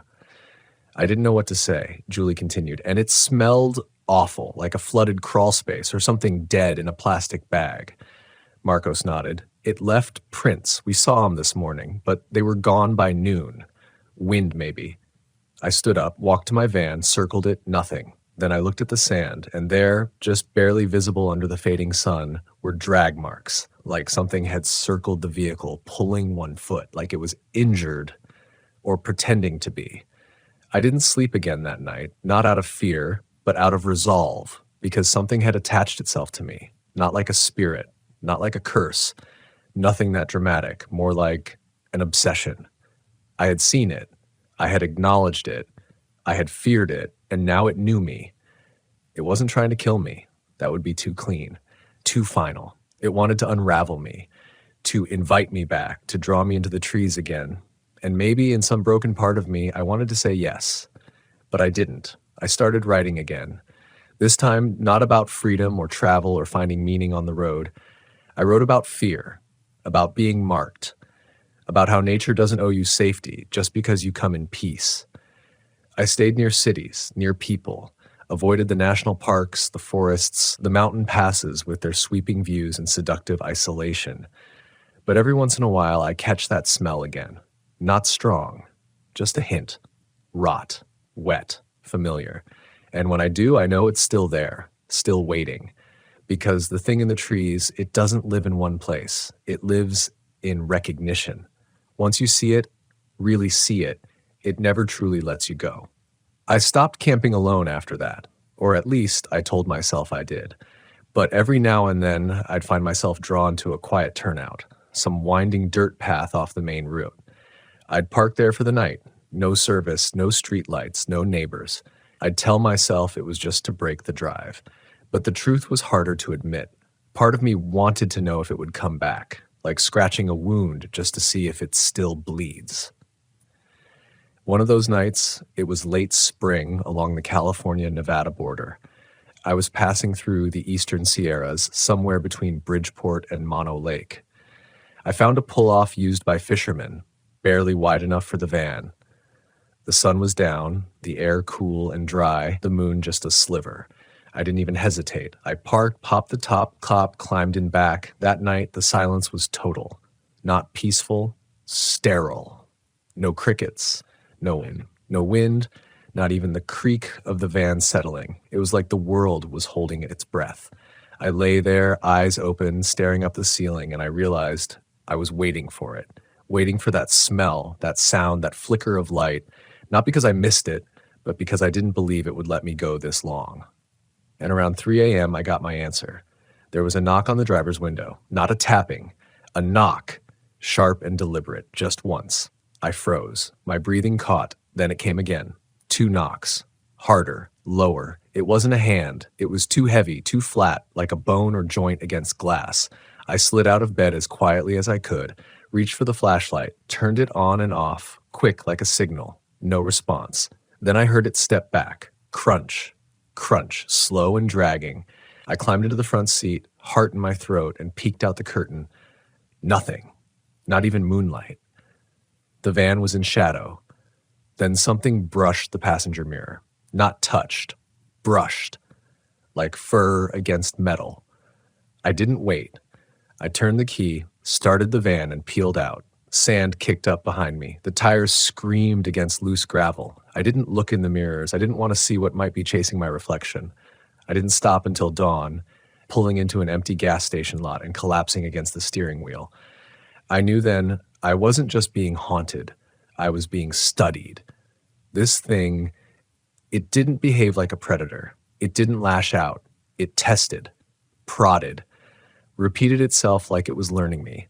And every time I ran, it got bolder. Somehow, running gave it permission to follow. The only time it ever disappeared was when I stopped reacting. I thought maybe if I faced it head on, it would end. So I planned a return trip to Yosemite. Not to the exact campground, I couldn't. That place had been closed for the season due to mudslides. But I found one nearby, lower elevation, still dense, still quiet. The kind of place most people passed on their way to the more scenic spots. I arrived just before sunset. There were other campers, families mostly, spring break types, noise, kids, music from Bluetooth speakers. It made me feel safer, even though I knew better. I chose a spot near the tree line, not in it, not totally exposed either. I was done pretending I was fearless, but I wasn't going to run anymore. That night, I sat outside my van under a tarp awning, made a small fire, sipped coffee I didn't want. I didn't move much, just listened. Hours passed. The other sights went quiet, and that's when I heard it. Breathing. From the trees. Not human, not animal. Thick. Rhythmic. Measured. Like someone trying to be quiet, but too massive to mask it completely. It stayed just out of sight. I didn't shine my light. I didn't speak. I just sat there. And then, around midnight, it stepped forward. Not all the way. Just enough that I could see the outline. 7 feet tall, maybe 8. Slender but wrong, like its limbs bent with too many joints. Its head was tilted, watching me like it was waiting for me to scream, to cry, to break, but I didn't. I stared back. I didn't blink. I didn't flinch. It made no sound. And then it stepped back, one pace, then another, and it vanished into the trees. Not a rustle, not a crunch, just gone. I didn't sleep, but I didn't run. And the next morning, everything was normal. No footprints, no smell, no marks on the van, but something had changed. Not in it, in me. I wasn't afraid the same way anymore. I still felt the tension, the unease, that primal sense of being watched. But now it didn't feel like I was being hunted. It felt like I'd been seen, and in return, I had seen it, whatever it was, whatever watches us from the trees. I didn't tell anyone about what happened that night, not because I was afraid they'd think I was crazy, but because, deep down, I needed it to be mine. It felt sacred in a way no one else could understand. The fear had cracked something open. It wasn't just about terror anymore. It was about standing at the edge of something older than me, something older than Yosemite even, and facing it without blinking. After that, I changed the way I traveled. I stopped looking for places with amenities or views or strong cell reception. Instead, I started following silence, places where the trees outnumber the voices, where the trails faded, where maps grew vague. That's where the patterns started to emerge. One night, in the eastern part of the park, I pulled into a dusty turnout off a service road near Tuolumne Meadows. It was late September, snow already threatening the peaks. The wind was sharp, and I was the only one out there. I parked under a canopy of black pines. Nothing but their silhouettes against a moonless sky. I didn't even set up camp. Just crawled into the van, locked the doors, and waited. I wasn't looking for trouble, but I was listening for the familiar. And it didn't take long. At 2:17 a.m., I remember the exact time because I'd started keeping notes in a journal. The van dipped, just slightly, like something heavy leaned against it. I held my breath. Then I heard it, that deep, dragging inhale, right outside the driver's side window, then a whimper. That was new. A soft, ragged whimper, like an injured animal. I reached for the curtain but didn't pull it back. I wasn't ready to see it again. Instead, I whispered, not to it, but to myself, "I'm not afraid of you anymore." The van shifted again. The air grew colder, but nothing touched me. Eventually, the sound faded, and when morning came, there was a handprint in the dust on the back window. Not a human one, too wide, too long, only 3 fingers, no thumb. That's when I started researching things I'd never cared about before. Indigenous legends, forest spirits, wilderness myths. I didn't want answers exactly. I just needed context. Something to wrap this in. I found stories from tribes local to the Sierra region, Miwok, Paiute, Yokuts, tales of watchers in the trees, beings that live between light and shadow, some protectors, some tricksters, some punishers. One thing most of them agreed on, they don't come to you unless you bring something with you. Not a gift, not food, something broken, grief, guilt, fear. And I realized I'd been carrying all 3 for years, ever since the accident. I haven't talked about that part yet, not because it doesn't matter, but because it's the core of why I think this found me. 6 years ago, before I ever bought the van, I was driving up to Big Sur with my younger brother, Ryan. He was 21, funny, restless, way braver than me. We were taking my old Jeep up Highway 1 for a weekend of hiking and sleeping under the stars. But I was tired. Hadn't slept the night before, trying to push through just one more stretch of coastal highway before stopping. Somewhere near Pfeiffer Ridge, I drifted too far onto the shoulder. The tire caught gravel. We went down the embankment. I woke up to sirens, glass in my mouth, and someone yelling my name. Ryan didn't wake up. He died on impact. Everyone said it wasn't my fault, that those roads are dangerous, that it was a mistake. But I knew better. I'd driven tired. I'd ignored my instincts, and I'd taken someone with me when I went off the edge. After that, I didn't drive for months, didn't talk to anyone, didn't hike, didn't sleep outside. I stopped listening to music, stopped dreaming. Until one day, I bought the Volkswagen van, almost without thinking, like something inside me just said, go. I thought I was running from guilt, but now I wonder if I was heading into it. Because the first time I heard that sound in the trees, deep, rattling breath, it reminded me of the way Ryan used to snore when we were kids. And that handprint? I don't know. Maybe that's why I didn't panic when I saw it. Maybe that's why I felt comforted, like something was saying, we're still here. But comforting or not, the presence wasn't gone. In fact, it followed me. Even when I left the national parks, even when I stayed in hotel parking lots, even in populated places, I'd wake to the sound of gravel crunching under bare feet, the faintest of knocks, or that same drawn-out breath. It was never random, always just after 2 a.m., always just outside. Until one night back in Yosemite, everything changed. I'd returned during winter. Snow everywhere. The roads were dangerous, but I didn't care. I parked near Crane Flat, deep in the trees, no one else around for miles. That night, I lit a candle inside the van. Not for warmth, but for presence, something to mark the space. And I started talking, out loud, to whatever it was. I know why you follow me, I said. I know what I carry. I know what I lost. The wind howled outside. Branches creaked like bones. I kept going. I don't want to run anymore, but I don't want to forget him either. So if this is about memory, if this is about keeping him near, then you can stay. Just don't take me under. Don't pull me away. And for the first time, it answered, not in words, not in movement, but in feeling. The pressure in the van lifted. The air warmed slightly, unnaturally, like something exhaled peace instead of dread. And I cried. For the first time since the accident, I let it all out. Tears, sobs, regret, the whole storm of it. And outside the window, in the pale snowdrift, I saw it, a shape, tall, still, watching, but not threatening. And for the first time, I waved, just a little, and it nodded, a slow, deliberate bow of the head, then it turned and walked into the trees. It's strange how silence can sound different after an experience like that. Before, the silence of the woods made me feel like prey, small, exposed, watched. Like everything around me knew something I didn't, and was just waiting for the right moment to close in.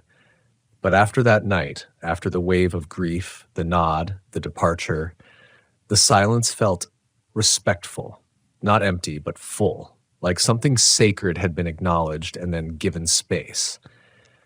I didn't speak to anyone about it. There was no need. This wasn't something I could explain in words, and it wasn't something I wanted to dilute with skepticism or platitudes.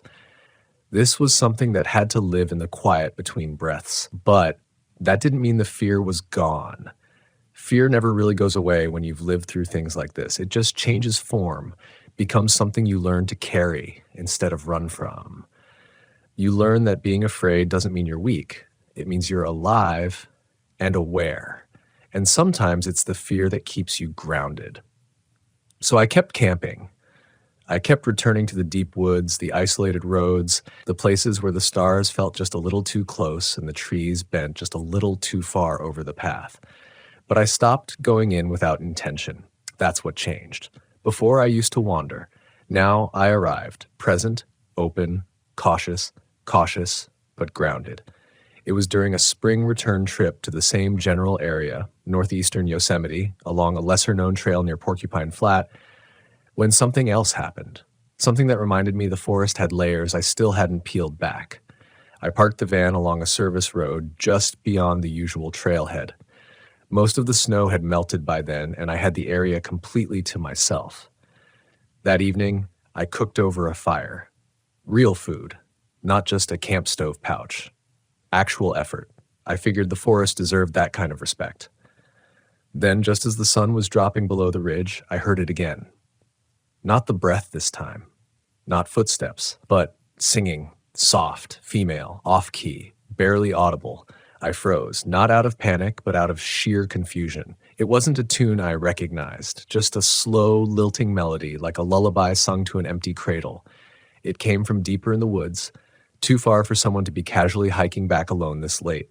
I stood and listened. The air was warmer than usual for spring. No wind, no animal sounds, just that distant voice. I called out, "Hello?" The singing stopped. Silence again. But not the sacred kind, the tense kind, the kind that presses against your chest like a warning. I packed up my pan, doused the fire completely, and got back into the van, locked the doors, drew the curtains, and sat in the front seat, staring into the trees with my headlamp off. 10 minutes passed, 20, then a whisper scraped across the passenger side window. Not a sound from outside, a real whisper. Inside the van, it said one word, clear as day. Stay. I turned so fast I hit my knee on the glove compartment. No one was there. Nothing. Just the dim shape of my stovetop and sink in the moonlight leaking through the curtain seams. But the feeling in the van had shifted. Heavier, sadder, a low-pressure grief hanging in the air. And again, the breath. But this time, closer. Inside, maybe.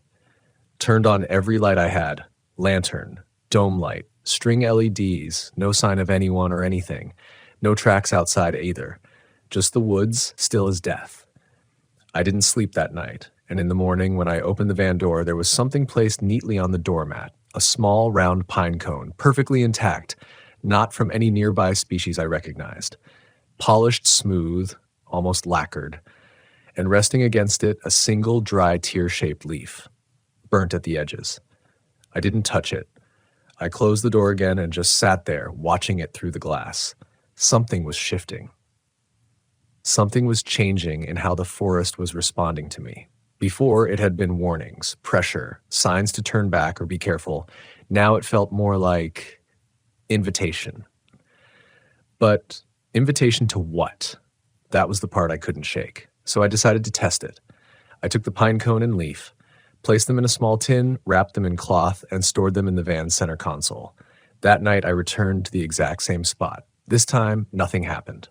No breath, no voice, no movement, but I felt seen.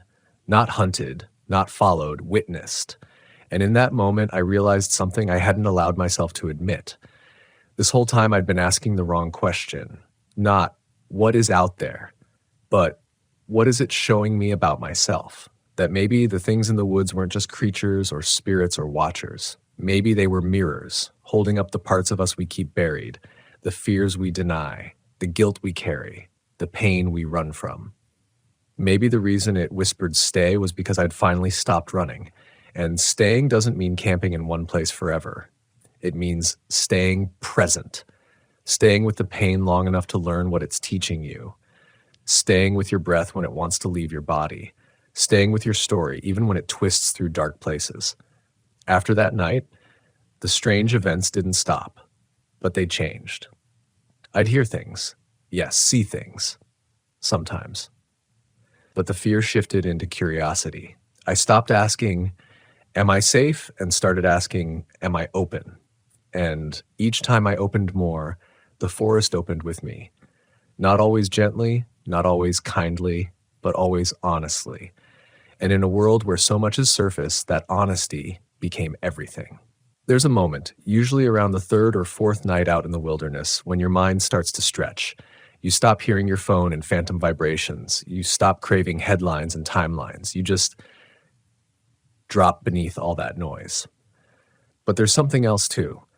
When the distractions dissolve, you're left with the quiet sound of your own patterns, the things you avoid, the rhythms of your inner life. And if you're lucky or unlucky, depending on how you look at it, you begin to hear the patterns of something else listening back. It happened again.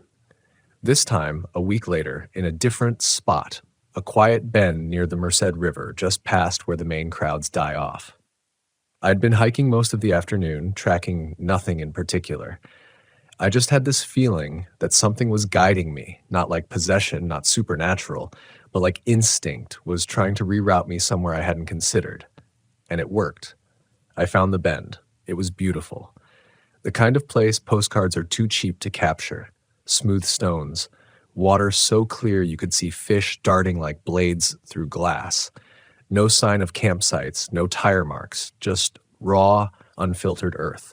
I decided to stay. That evening, the sky was painted with soft pinks, dusky purples. I set up a small fire, just enough to cook and warm. Then I sat, leaned against the van's bumper, and let my mind drift. That's when I saw her, on the opposite side of the river, barely visible through the trees. Pale dress, no shoes. Still, she was just standing there, half obscured by an old cedar trunk, her head tilted slightly like she was studying something. My gut locked. Not with terror, but with recognition. I didn't know this woman, but I recognized the posture, the stillness, the way the woods wrapped around her like she belonged to them. I didn't move, didn't call out. We just stared at each other across the water, the fire popping gently beside me. Then, as softly as she appeared, she turned, slowly, and disappeared behind the trunk. Not hurried, not threatening, like a curtain closing after the final scene of a play. I stayed awake the entire night again, not out of panic, but because something in me wanted to understand. The next morning, I crossed the river, barefoot, slow, careful of the current, and climbed the opposite bank. Where she'd stood, I found only one thing: a ring of tiny stones, deliberate, old, maybe, moss-lined. At its center, a single broken mirror, not shattered, broken, clean in half. And my reflection inside it split right down the middle. I knelt. I don't know why. I just did. Maybe because it felt like some kind of offering. Maybe because I felt like it had something to show me. I reached out and touched the edge of the glass. And when I did, when my finger met the cold, jagged surface, I heard something move behind me. Not an animal, a breath. This time not ominous, familiar, like the same breath I'd heard that first night in the snowy campground, the one that had shadowed me, the one I thought belonged to a monster. But it wasn't. It was mine. That realization hit me like a cold river, that all this time the forest wasn't mimicking me. It was me, or some reflection of what I wasn't ready to face. The guilt, the loss, the way I kept moving, hoping momentum would outrun memory. But the woods didn't work that way. They didn't care about how fast you moved or how clever you were. They reflected who you were when no one else was watching. And I realized that every night I'd spend in fear, every strange sound I heard, every glimpse of something behind the trees, it wasn't just haunting, it was echo. The woman wasn't a ghost, not in the way people think of them. She was something deeper, the embodiment of stillness, of pain left unspoken, of questions we don't ask ourselves until we're too far in to run. I didn't take the mirror, I didn't disturb the stones. I crossed back over the river, climbed into my van, and just sat there. Windows down, fire out, eyes wide open. The forest didn't need me to solve it. It needed me to witness it, to listen, to admit I'd been afraid, not of creatures, not of legends, but of myself, of what might surface if I ever stopped running. And when I finally whispered, "I'm not afraid to know anymore," the woods responded with stillness, not approval, not dismissal, just stillness. And that was enough. That's the thing about fear. You think it protects you, that if you stay alert enough, anxious enough, you'll keep the bad things out. But most of the time, fear isn't a wall. It's a mirror. And when you stare into it long enough, you don't see the threat outside. You see the unfinished conversations within. The forest knew that. Yosemite had known all along. It's not cursed. It's honest. And honesty is the scariest thing of all when you're not ready to hear it. But once you do, you don't just camp in the wild anymore. You belong to it.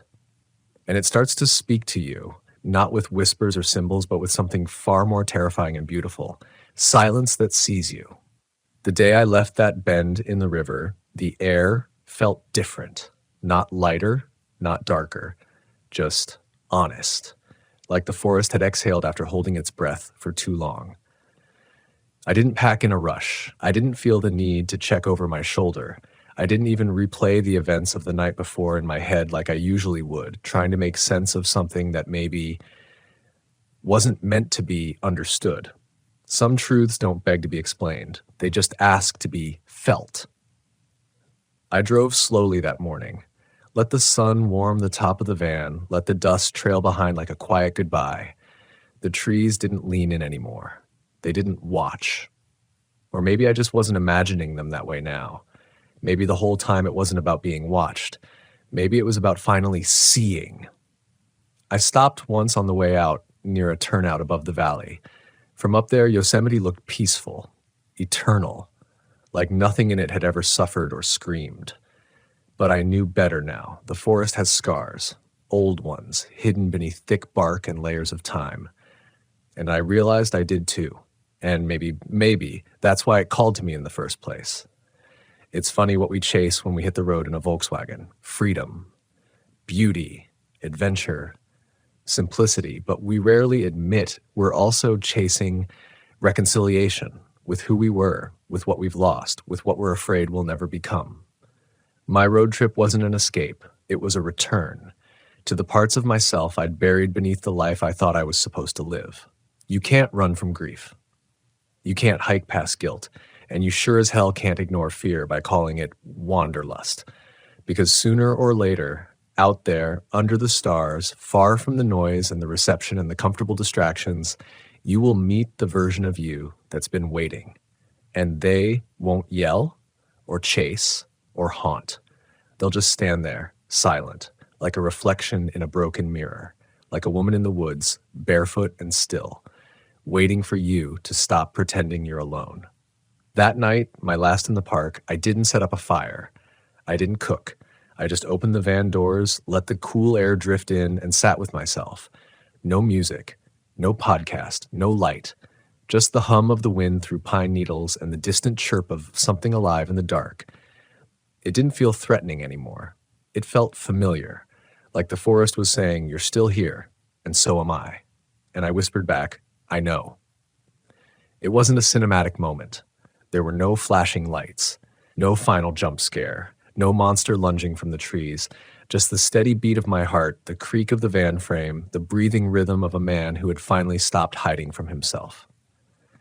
When morning came, I turned the key, heard the old VW engine rumble back to life, and began the long drive down the winding roads. But I wasn't leaving Yosemite. Not really. Because what I'd found there wasn't trapped by coordinates. It was carved into me now. Into the way I breathe when I step into a quiet place. Into the way I pause when something rustles in the brush. Not from fear, but from reverence. Into the way I live. Slower, braver, more willing to listen before I run. There's this idea that the woods are dangerous, and sometimes they are, but not because of what lives in them, because of what they awaken in us. They remove the filters. They unravel the safe lies. And they invite us to meet the person who's been quietly waiting behind every excuse, every plan, every rushed mile. That's what happened to me. Not a haunting, a reckoning. And I'm better for it. Changed, yes. A little more careful now when I pick my campsites, a little more patient when the unease sets in, but not afraid. Because once you've been seen, truly seen by the wild, you realize there's nothing left to fear except going back to pretending you were never broken. I still hear things sometimes on the road, soft footsteps when I know I'm alone, whispers that ride the wind, mirrors that tilt themselves just a little more than they should. And I smile now, because I know what that means. The forest hasn't forgotten me. It's still watching, still whispering, but not to haunt, to remind that I survived, that I stayed, that I finally listened. And if you ever find yourself in a place like that, somewhere too quiet, too still, somewhere that feels like it's holding its breath just for you, don't run. Don't distract yourself. Sit down. Let it speak. Let it show you what you've hidden. And when it does, don't be afraid, because the scariest thing you'll find out isn't a creature. It's the truth. And the truth, once faced, will never hunt you again, only hold you until you're ready to walk out of the trees and into yourself.